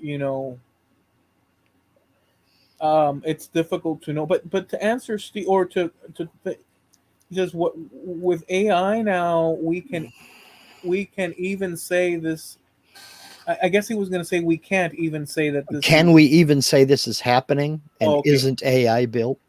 Yeah, that's where I was kind of heading towards. Yeah. Um, in that I think we grew up, me, you, Steve, Jim, Linda, Uh, everybody listening, Marsh, everybody listening. We grew up during that golden era where you could, for the most part, believe the photos and film that was taken because it was so darn hard to fake it. It could be done, but it was expensive, it was clunky, and you could usually tell that it had been tampered with somehow. But we've reached the point to where even historic photographs and historic film footage can be manipulated to the point that people who were never there are now in them. People who were in them are now not in them, or it's just made up altogether and never happened. So, this goes back to a question I asked you several episodes back. Have we reached the point to where photos and videos are no longer proof? And that we really can't believe anything we see until we actually, if we haven't actually seen it ourselves. it depends on the context of what. If it's in the context of so there's no reason for. So I wrote an article on my page. Mm-hmm. It's kind of like a diary for me. Mm-hmm. Facebook is in a sense. Whatever, a public sort of back. I wrote a little article thing or a little story thing or whatever you want to call it about my friend Les Blanchard, Mm-hmm. and in that I recalled one day Mm-hmm. in the year 2000, 2000, right, roundabout. I don't remember the year. I remember the era, and I remember the day or the evening. And when I began writing it, I was recalling it as it was happening because I thought of the pit barbecue, and him and I took a little road trip and drank our way all the way down to Homestead. Mm-hmm. But I remembered the overview of it. But when I started recalling, sitting back and recalling, I I remembered we went to the pit. I remember the things that happened, drinking, and then we went to the other place. We drank, then we went to the other place, and I started remembering hopscotching everything we did, and until we ended up at his like ranch down south. Mm-hmm. It's a wooded area, and I never and I wrote it wrong or not wrong, but I left out information, or I found information in my memory bank at the end of what I wrote. Mm-hmm. And as opposed to rewriting it to include it at the beginning, I felt it poetically justified Mm-hmm. to just leave it the hell out. But Yeah. it's valuable information. But I wasn't doing the story to like a courtroom. I was saying this is my recollection of the Sure. events, but here's what I left out. As I was recalling the story, one thought kept bugging me. Why the hell? I mean, sure, we were out drinking and hopscotching around Mm-hmm. um, the Everglades, but why did we end up going to his house? And I remembered along this as I was writing, because part of the conversation we had in the beginning of the afternoon Mm-hmm. was that I was looking for a car, Mm-hmm. and he said, "I have a car. Listen, let's go eat, hang out. We'll head down to my ranch. You could stay over, and in the morning I'll just drive your butt back because we have to work anyhow tomorrow. But that way we have a fun adventure, Mm-hmm. get some barbecue, and you can see the car." And so Mm-hmm. the actual point of our trip Was to go look at a car. was to look at a car, but I forgot all that because all the other cool, like honestly, at the end of it was Yeah. like the Continental. It was fine, but I Mm-hmm. was like, ugh, I don't want it. It was a nice car, but I was like, You nah. ended up not getting it. Yeah. My important memory Mm-hmm. was every other thing we did. But if it would have been a Mustang that you thought was cool as hell and bought, then Like, that would have been mentioned at the very beginning of the story, and yeah, probably would have been the culmination, the climax of the story was you ended up buying this car. yeah, But more because than the car likely, didn't mean anything to you, it totally slipped your mind until you had written the whole damn story down. right. So in my memory, I'm thinking all these things, and then I found out, and I did include the Hmm. car, but it doesn't really make sense, or it Hmm. does make sense, but it's out of place in reality, Yeah. in the story. But still, I left it in. But here's the thing: along with that little story, I took a clipping of Les Blanchard Hmm. that I had taken a bigger picture of the whole gang outside Hmm. the Gator Park, Yeah. but I cut out his face to accompany the story. Yeah. Just remembering my friend. Yeah. You don't, or anybody, really either has to take my word for the story, Hmm. because there's no real proof of Right. anything that it's either him in that photo, which I Hmm. know it's him, but I know it's him because I took the picture and I know I have Yeah. the original here and I know the story. I can Let's put it this way. I can prove more that that's a photo of Les if put to the test. Hmm. I can prove better that that's Les in that photo Hmm. than I can the events that occurred, because the only place that those events occur, I'm sorry, the only place where those events occurred was, yes, there was a waitress there and there was people serving, but Sure. they're not going to remember that because we're just another number. Hmm. But the only place that occur that something similar to what I recall can occur is with Les, and he's passed away now. I remember it as such, but I cannot, if put to the task, prove it to the satisfaction of the listener. Now, but of course, in the context of people sharing and telling stories, um, Yeah. often than not, unless it's something like, let's say I say something in the story Hmm. that's out of place by a mile, like, let's Yeah. say, I don't know, some very strange thing. I can't even You think ended of up something right in now. Galveston, Texas. Yeah. Yeah, and we woke up in a motel room in Texas, Hmm. and there were syringes all around and two cops standing over us with Uzis, and they said, "What you do?" I mean, just some You're weird around thing, here, are you, boy? something slightly shy this side of fantastical. Hmm. Then that would, but generally, what we think is the person is sharing their experience with us, Hmm. and somewhere within there, it's an experience from years back and this and Hmm. that. The forensic side of it, if put to the task, um, on that Well, account, but would be, something like that, I think, and I think 99% of people are fine with something like that. In that, what context I got from that story was that you were missing your friend who had recently passed, and you had this memory and you wanted to share this memory. Maybe out of all the people you know, a small percentage of them knew him as well. yeah. Some of your friends probably also remember him and knew him. And this was just a story either they knew or didn't know. And this was, you missing your friend and you talking about this adventure that you went on with him. And Or I see that. I don't know if that's what you intended, but I see that as a memory of a friend recently passed that you felt like sharing.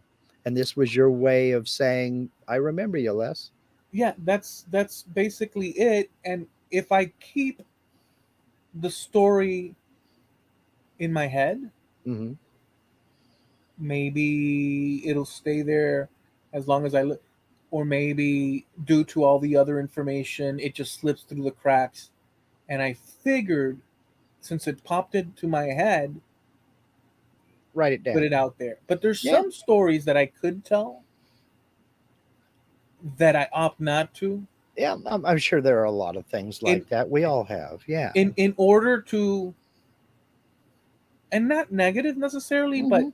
some stories, include people, and then Better left unmentioned.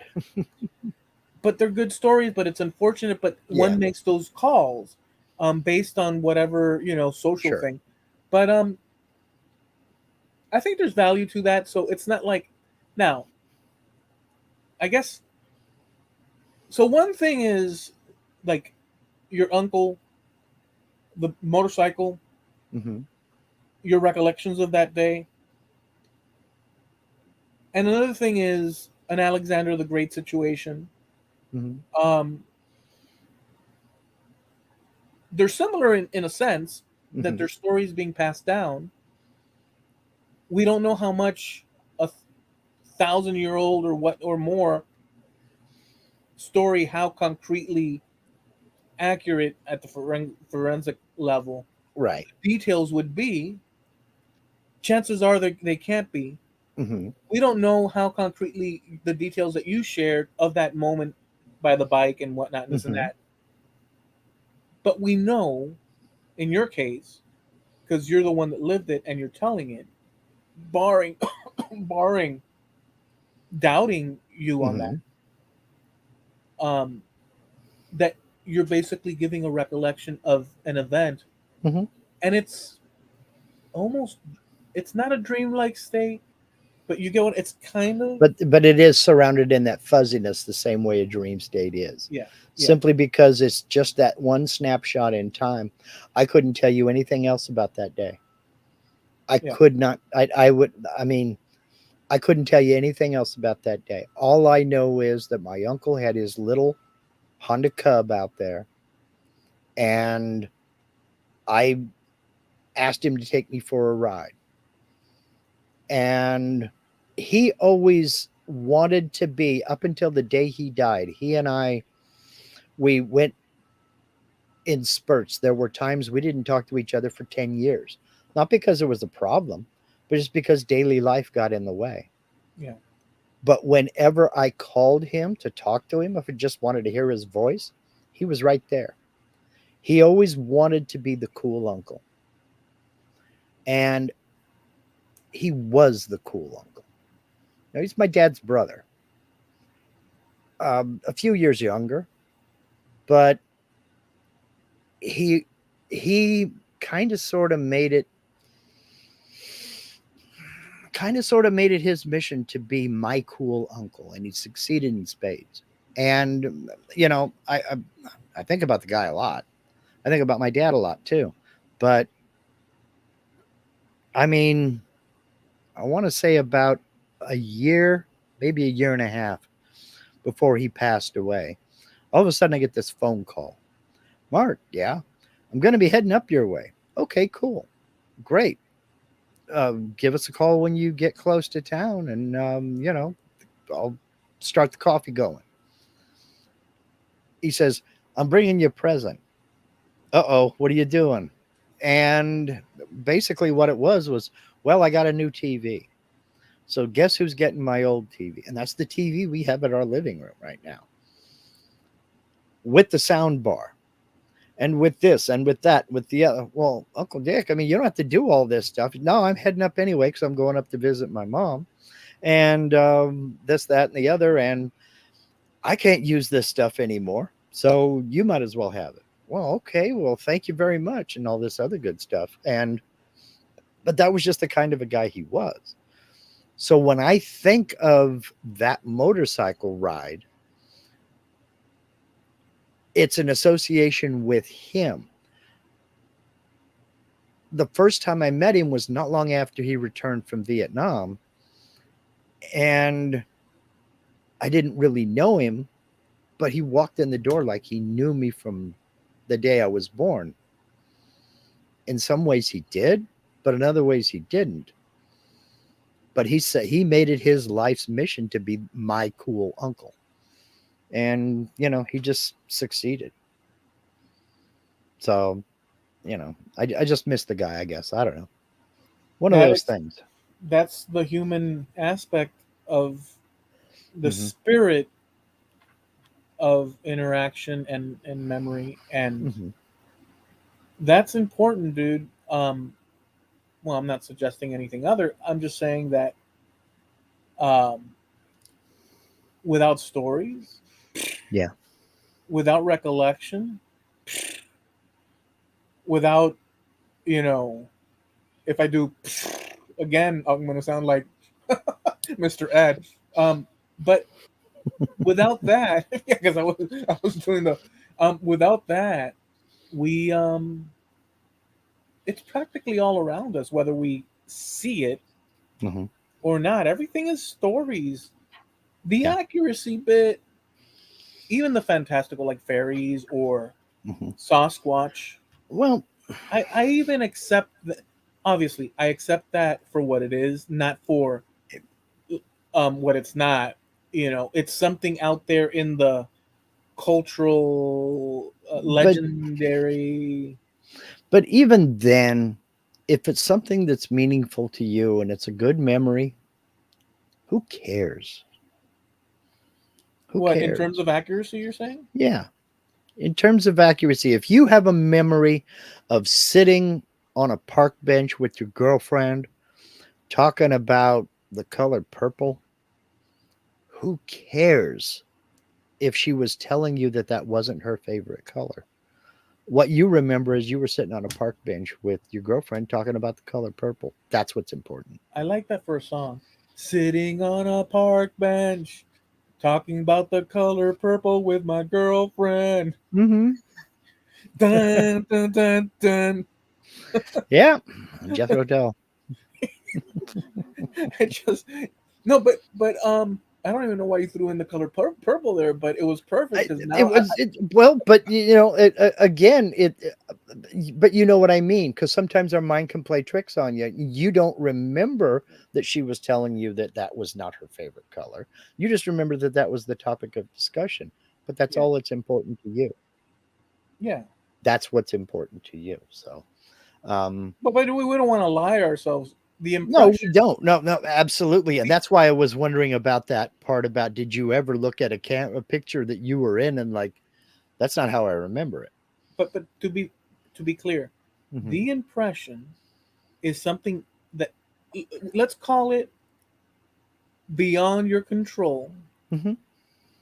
that comes to you from memory and whatever this ether, Hmm. misty, foggy thing that you're describing Hmm. is different than saying injecting something to the effect of, oh, and by the way, the motorcycle was purple Hmm. on purpose. Yeah. That, and only you would know if you included that and it was not Hmm. true. Now, people that do that are heading into another area. But Yeah. if a person, because there's a difference, like that's bordering on, oh yeah, when I was 21, I owned 5 cars, had 10 girlfriends, and 5 Rolexes, and Hmm. that's rolling into that kind of territory. Hmm. That's different. But if there's a heartfelt, and even though it's not like what you're saying, it's not accurate, but maybe that purple did Hmm. fill in for some, but it's natural. Then, but the only person that would know that is the person telling the story. Yeah. Yeah. Absolutely. So it's a complicated thing, this whole thing. But generally, when people from the heart or from experience deliver a history that they've experienced, Hmm. um, you're receiving it. Now, if we're talking about things like what we did a few weeks ago, when it's a theme of a historical event, Hmm. and there can be back and forth and questions, that's a different story than the personal experience of people, their Right. family, their loved ones, the places they've been in And and such. context of the reason for bringing up that memory, are you on the witness stand in a trial? I'm reminded of, and I don't remember which comedian it was talking about it. This was on a show that I was watching. Um, he watched two guys steal a scooter, a little Vespa scooter. He saw it from the restaurant that he was in. He was sitting at his table and he watched these guys cut the lock off it. They hopped on it and they hot wired it and took off on it. The guy came out who owned it, found it missing. He called the police. The police showed up and this guy ran out and told him, yeah, I saw him. There's two guys came up, they stole it. I watched them do it. And the cop turned around and asked him, what color was it? He said, it was silver. And the owner goes, it's gold. He couldn't even remember what color it was, but he was certain he could identify the two guys who had stolen the bike. It was like, if you can't even remember what color the motorcycle was, how accurate is any description you're going to give us of the two guys who stole it? How can we be sure that that's going to be accurate? You know? So our mind can play tricks on us as well as our memory playing tricks on us. Let me mention something about that. I'll categorize that Mhm. aspect that you just said, or that Mhm. triggered a thought in my mind. We need to. We don't need anything. Let me rephrase. If we want to view the world or a topic, and again, I'm not saying that this is feasible all the time. Sure. We're human. You know what that means. We've got Mhm. all bunch of perception issues. Okay, but put that to the side as we know that.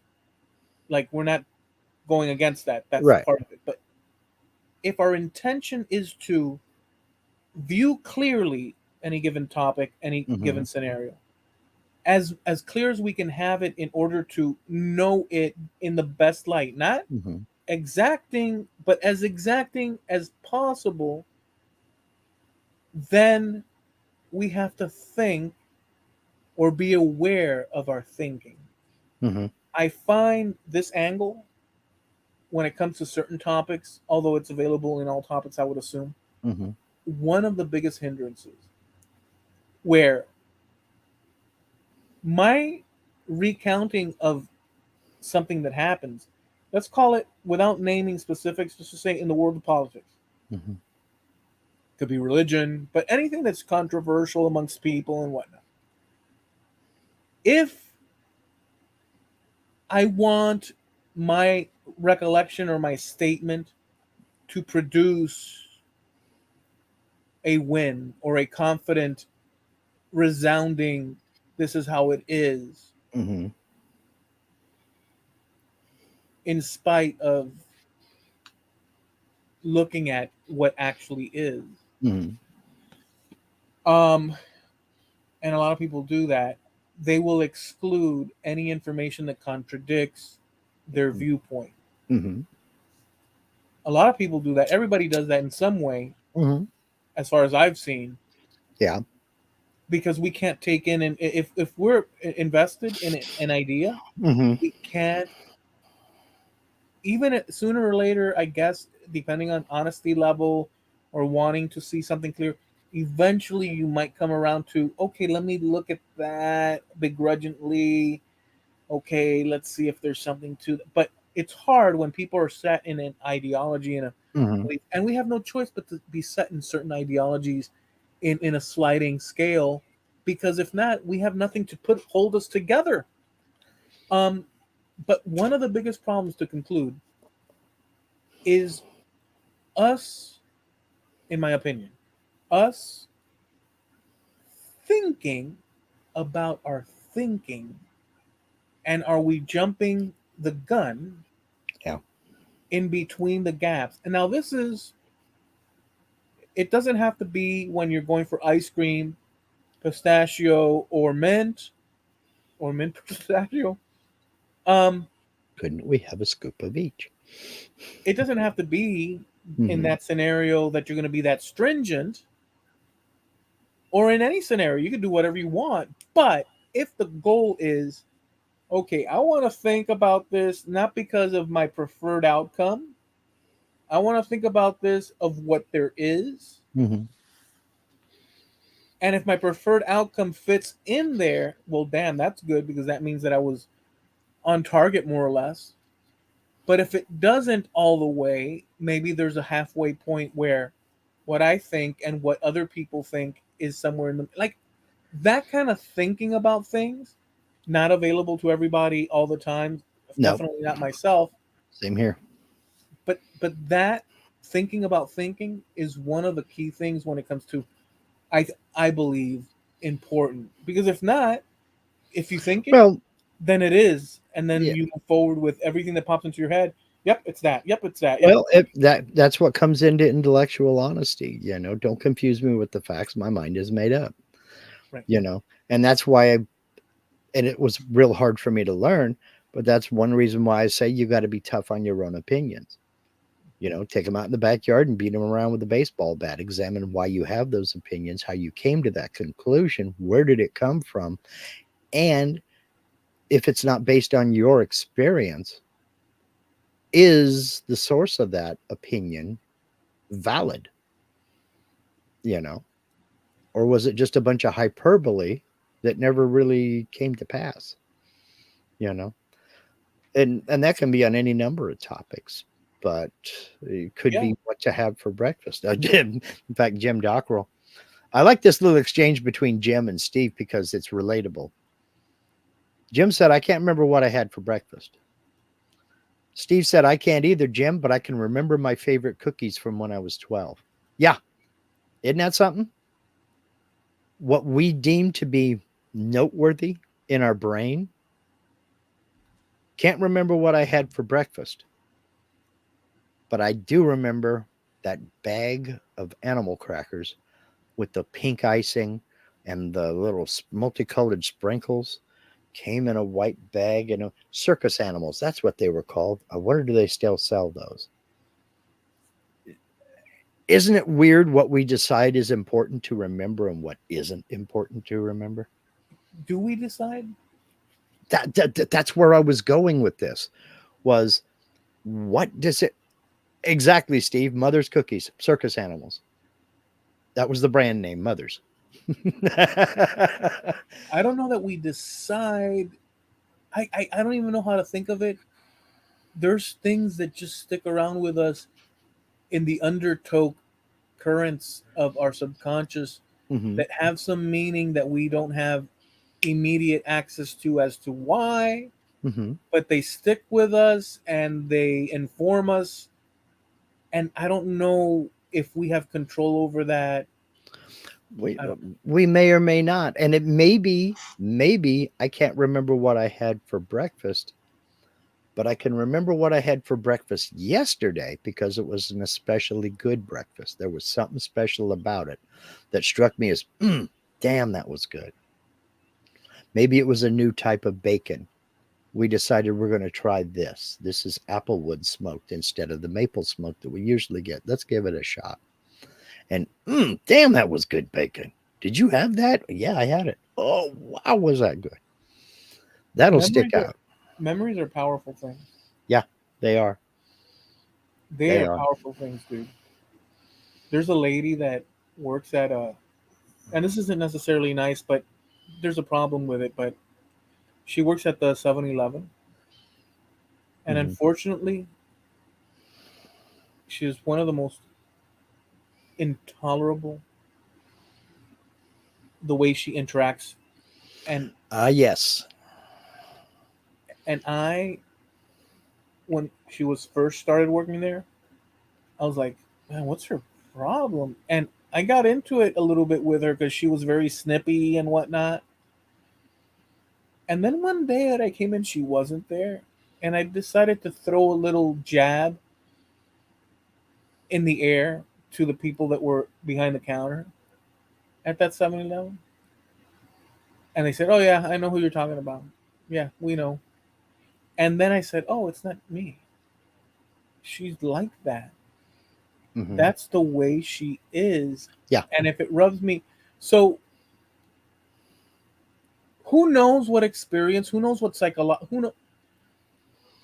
who knows anything when it comes to these sort of things, because Dude. I'm sure that I approach people and in different although I think in my mind that I try the best to Hmm. even when I don't feel like it, to at least be courteous, but somebody will just There as are, well take that the wrong way anyhow. dude, um there are just some nasty people out there. well, there's Mhm. that. So but here's the other extension of that. Mhm. Who knows what life traumas this lady's been where she's like that. Well, I've gotten in trouble over this a couple of times. I call those people hippos. And I'm gonna throw the banner up right now to save our sponsor. Safeguards, safeguards. Exactly. I call those people hippos, not because of any size thing, but because their personality belies their looks. They look innocent. They look nice. This is what gets me in trouble too. They're predominantly women. Okay. Okay. And I'm sure there are male hippos out there. I've never personally run across one, but usually they're older women who look nice. They look grandma. If you were introduced to them, you would not be surprised if a minute after this is Mark, they come up and give you a hug and offer you hot cocoa and a plate of cookies. They look just nice, innocent people, but they have the meanest, nastiest, most vile personality that you will ever run across. I call them hippos because if you look at a hippopotamus, they look sweet and innocent. Almost, but not quite, maybe even cuddly. But if you Google right now the most dangerous animals in Africa, hippo, if it's not number two, it's number three. Hippos kill more than 500, between 5 and 600 people a year. They are nasty, vile, vicious creatures. Not a nice bone in their bodies. That's why I call these people hippos, not because of any other reason. Very weird. I'll give you an example. And this one stands out in my brain because it just, me and about 14 other people, we just couldn't believe it. Um,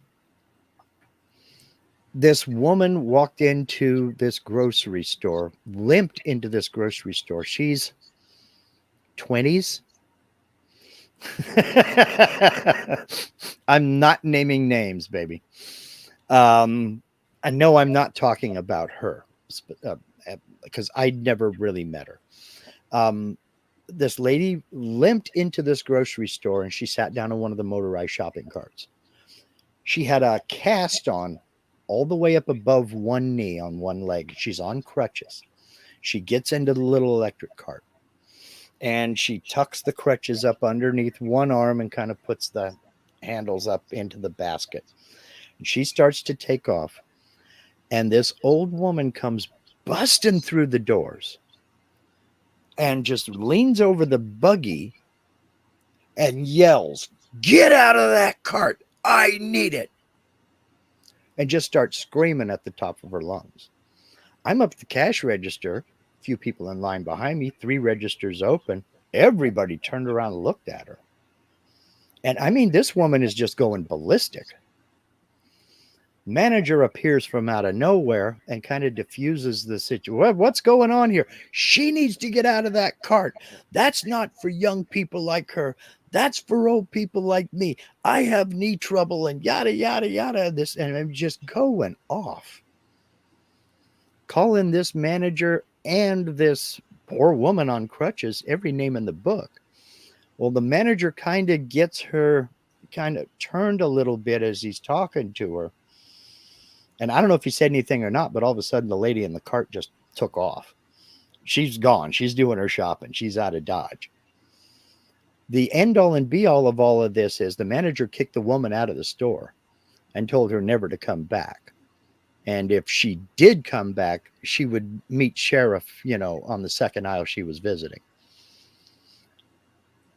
It hippos make Karens look like Mother Teresa, okay? Karens are wannabe hippos. Yeah.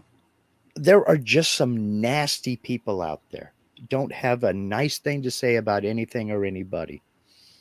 And they are the worst people you will ever have the misfortune to meet.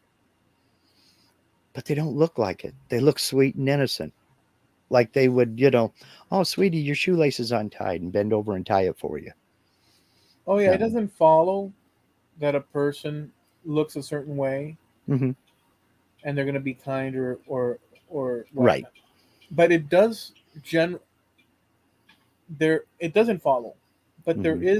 there are tendencies because when it comes to looks, Hmm. at the receiving end, Hmm. people, let's say if a person's not very attractive Hmm. in any number of ways Yeah. when it comes to physical, Hmm. they may get bad information from the public at large. Like for instance, when you're little, you're cute little Mark Lindsay. Everybody Hmm. loves cute little, but once you got yourself a beard Yeah. Oh and yeah. a freaking I'm I'm slum. I'm slum. I'm scum now. Yeah. no, It's but untrimmed. It's unkempt. It's yeah, all over. you gotta.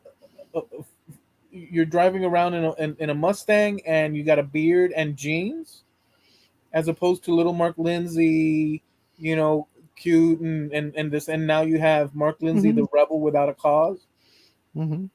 or clue or whatever the. Rebel without a clue is what I prefer to say. Yes. Okay, so once you're that one, Hmm. what comes attached with everything is that dangerous guy. This, so all the little red flags, like in society at large, let's say, and I'm Hmm. using it as an example. It could but be but it's perfectly valid example. I'm sitting here with longer hair and a full beard and a motorcycle tattoo. What stereotype haven't I hit? The only thing I'm missing is a Levi vest or a leather jacket. but wait a second, Hmm. but you're still also in a sense, although literally not, but Hmm. literally yes, that young Yeah, Mark Lindsay, I'm a with harmless, lovable little fuzzball. but see, here's the thing, but the public, so somebody so somebody like, let's say somebody that's very overweight or some sort of um and they've been getting beat on, like when Hmm. I had a beard Hmm. and I'm still chubby significantly, but way less than I was, um, people would move out of the way because the beard alone is a jarring, especially maybe not where you live. I don't know what the story is, but here the key is clean cut, Hmm. roughly. Yeah. It's my, a little bit not. Hey, Hmm. I just stepped out of the Everglade, a wooded shack in the Yeah, Everglades. me and Grizzly Adams are buddies. Yeah. Hmm. Yeah, that's not necessarily gonna get it around here, Hmm. but I did it. Um. So people judge on the exterior, but inside, Hmm. Yeah. I was taught to be as kind as possible to people. Hmm. Yeah. So You be civil to everybody and you give them respect until they do something to remove that respect. on the flip side, Hmm. you get, and by the way, I'm not putting you or I in the ugly category as an example. I'm just saying that in Hmm. the varieties of things that people can misconstrue Hmm. due to assumptions, beards being one of them, tattoos being another. Jamie says, Eloy, Mark's beard is a masterpiece. Stop being envious. Yeah, see, that's a. I know he's joking, but you see, but let's say he was saying it for real. That would be Hmm. a perfect example of somebody like what I'm trying to convey in the Hmm. best light possible, not being sufficient for it Yeah. to be possibly misconstrued. But that's using words. Hmm. But people do even double using physical appearance. Yeah. So on the opposite of the terrible grizzlies from the woods, Hmm. you have these sculptured Miami vixens Hmm. of just, it just sets you back and you're like, is this even real? Am I even, thank goodness for South Florida. So Hmm. okay, that said, what's inside Hmm. does not necessarily follow the Right. beauty outside. Yeah, I'm 100%. I get it. So we have this whole palette of, so yes, the whole idea of book Hmm. cover, inside book sort of deal. Sure. Of course, but you learn that also, or I guess you learn that with wisdom and age. Well, it's you. I don't know how much wisdom is involved, but you do get it from experience. That's true. Also, this also it sends several messages at the same time to different people. One of those messages is, I don't want to be bothered. Hmm. Yeah, Now, you told me a variation on this that kind was of. exactly it. It just this is the uniform. I'm not a hermit, but I am wearing the uniform. You know, and well, I guess I am a hermit, but that's another story. It's a case of I don't give the appearance of somebody super approachable that you would want to come up and, hey, let's go get a cup of coffee and talk about this, that, or the other. I don't send. My appearance doesn't give you that. You know, Well, you it's I'm independent. warm and fuzzy, but my appearance isn't. Well, but beards, not, I don't know about your area, but over here, Hmm. or at least in my mind, there's a streak of independence when Hmm. you're donning one, the impression of independence, and a streak of Hmm. that person might have been hanging around with a tougher crowd at some point in time, if Hmm. not yesterday. Yeah. So it's best we let him get the first choice of cookies down the cookie aisle, and not get in his way. As an example, And what they uh, don't know is I'm the first guy to say, no, go ahead. or Yeah. trivial, any trivial encounter, Hmm. they might as well, let's not tussle with this one, as tempting as it might Yeah. be, because this can turn into this could turn into a bloody mess. There is a little bit of that. There, I can count on one hand the number of physical altercations I have gotten into since I got out of school. That's just not me. I'm not that guy. I got nothing to prove. I got no chip on my shoulder. I'm just trying to get along through life. Another So way to let's do it as smoothly as possible. I don't put myself in those kind of situations because I don't want the hassle. It's just, Yeah. Well, I mean, I'm the so most harmless individual anybody will ever meet. there was a girl There always is. that It's always how the good ones start.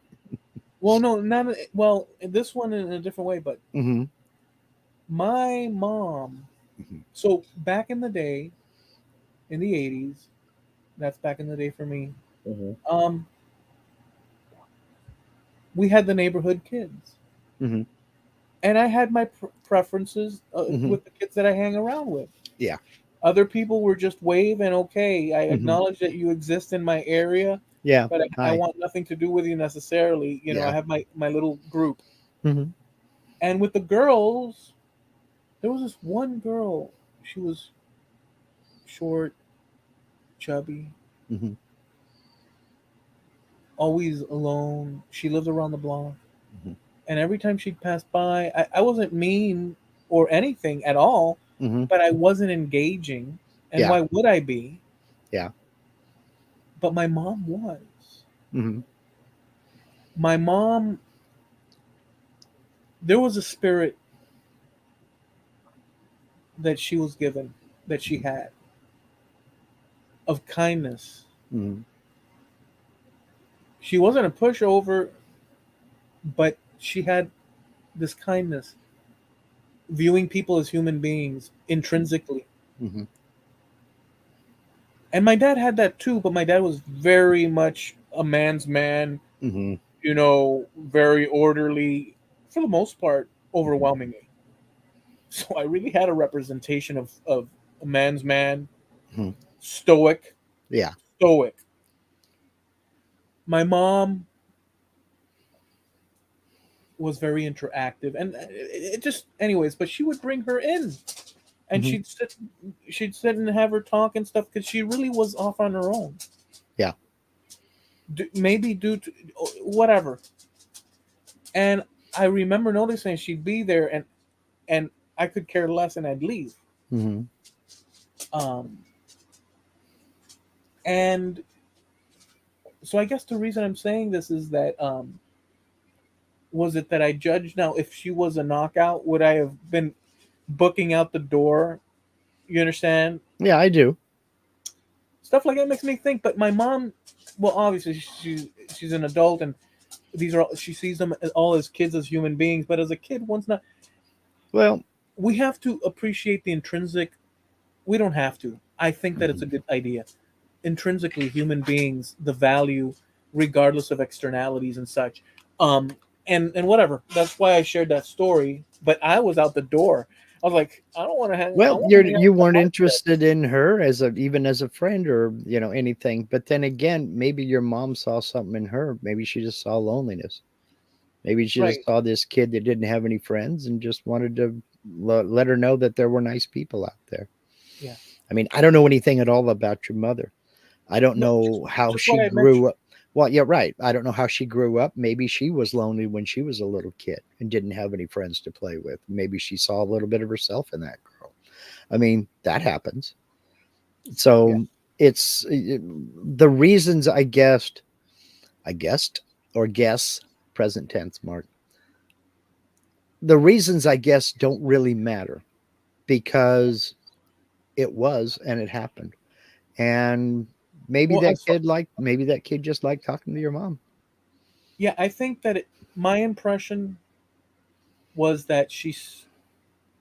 I don't know that this was her thought Hmm. process, but my impression was that you said she saw her a little bit away from the groups, Hmm. whichever clique, if you can Yeah. call it that. Um, so I think it was like being friendly, and she did have that nature about her, Hmm. a very loving and caring nature, and so. But I wasn't having it. Hmm. I did recognize what that was. At least that was my impression, knowing my mom, and Hmm. but I couldn't be bothered. No. But the lesson, Hmm. even though my behavior was such then, Hmm. the lesson that I drew from it, or that I was given by her example, Hmm. even though I'm a shadow and so I am not having it with most people. If Hmm. I'm friends with you, I'm friends with you to a fault. I'll push back, like we push back here and stuff. Hmm. But as far as this core, but other than that, I am Hmm. suspicious beyond Yeah. contempt. Until I get to know somebody, yeah, I'll give you a common courtesy. I'll be nice to you until you do something that leads me to believe that maybe I shouldn't be, and I just don't want to be around you. Right. But So long story that's short, with going to that, be my decision. So yeah. it's exactly. So I'm a shadow of it. But long story, we learn Hmm. as well those examples, Hmm. and or we don't, I guess, in certain cases. Yeah. Some Um, people don't, and then other people are just like I said, vicious, vile individuals that it is 100% a misfortune to meet. And I just don't have time for any of those people. I just, oh, that's how it's going to be. Fine. yeah, you can be aloof or not attentive, and I, then there's the other extreme of being just downright nasty. nasty. There is no reason for it. There is no valid reason for it. Everybody has a bad day. I was in a very foul mood yesterday morning, but not due to any one person, not due to any one event. I was just in a bad mood. And I can't explain it, but it was nobody's fault. So why be nasty to anybody? Why even bring it up to anybody? Why even, you know, you didn't do it. Why? You didn't do it, so why would I take it out on you? So you Linda package didn't it do up. it. Why would I take it out on her? Be, There's be, just no reason for it. you wrap up that heavy weight Yeah, you deal with it. into a nice gift, and you leave it on the lap of the first person you see coming around. Nah, Here you go, pal. you Take deal this with it. with you. I'm the one having the bad day. Why should I poop on yours? It's it's a tough one. I, Anyways, I, I, um, yeah. Before we land the plane, I gotta say something about this comment. Steve said, "Don't be too hard on yourself, Mark." The comment I got today was, "Mark, life without Mark would be a very sad thing." Um, thank you, Steve. Very nice. Checks in the mail, and to you and to whoever said that. That's I don't know. That's weird to me. I'm just some guy. So checks in the mail, Steve. all right. I guess that's a good place to Let's go ahead and land it. let's land the aeroplane. Hmm. Wrong one. That's the one. Push the right button, Mark. Yeah. So we go live every Tuesday, 9:30 Eastern, 6:30 Pacific Coast time. We have a channel here on YouTube, Trampled Underfoot Podcast on YouTube. We have one on Facebook, Trampled Underfoot Podcast on Facebook. We have a site on the web, Site. trampledunderfootpodcast.com. And as Site. that little crawling banner says, there's no way that anyone listening to this now, or hundreds of years in the future, or in parallel universes where Ooh. the ticker tape may be saying something different, And we running the other way. running the other way or sideways or up in the middle, do not take it to mean in any of those multiple thousand uncountable realities that the words may say different over there. This is the source that one must refer to when considering the option that we may even be saying something that our sponsors would in any shape be responsible for. Mhm. I want you all to know that for the next 500 years. He didn't And do with it. that, go ahead. They didn't do it. We did it. They didn't do it. We did it. That's right. So have that in mind, ladies and gentlemen across time. And we're also sponsored by. I got to go back and find that. There it is. Arneo Media. I got two buttons to push. Who would have thunk I would get confused? Well, I did talk a lot of crap at the end there. Yeah, but it's I that's did my I luck. did foul up the freaking gears there a little bit. Well, that's all right. Look, go over to Harneo Media. You know you want a website. I don't have to convince you of it. All I have to convince you is Steve's the guy to get that website set up for you. That's all I have to convince you of. And you're not going to believe what I say anyway. So do yourself a favor, get over to harneomedia.com, hit the contact us button, tell them I sent you, and see for yourself. You're always going to believe what you experience yourself. You're probably never going to believe what I say. I can tell you that he's competitively priced. I can tell you that you're 100% personalized service, and you're going to be dealing with Steve and not with somebody else. I can tell you that Steve will not give you excuses. He will give you results. You're not going to believe it until you experience it yourself. And you owe yourself that experience. So get over to harneomedia.com. There's a link in everything on this channel to Harneo Media, and it's that way for a reason. We feel that strongly about it. Harneomedia.com, HARNEAL media.com, sponsor of Trampled Underfoot Podcast.com. And now for A word a from our review sponsor. of everything we just said in Spanish, then Hebrew and Greek. We'll do that next time. Actually, we don't have to do that because YouTube does it automatically. That's true, actually. Mm-hmm. If you're interested in your respective languages, feel free to click that little thing down Click there. the CC button down there and then hit auto translate and then pick your language. I've never looked. Do they accurately translate what we say? No. I know that because on my videos, I go back and I edit their automatic trans. But is it And wild? sometimes it can be. If So, you ruin one or two words in a sentence, mhm. you could end up with a whole different story, dude. Oh, yeah.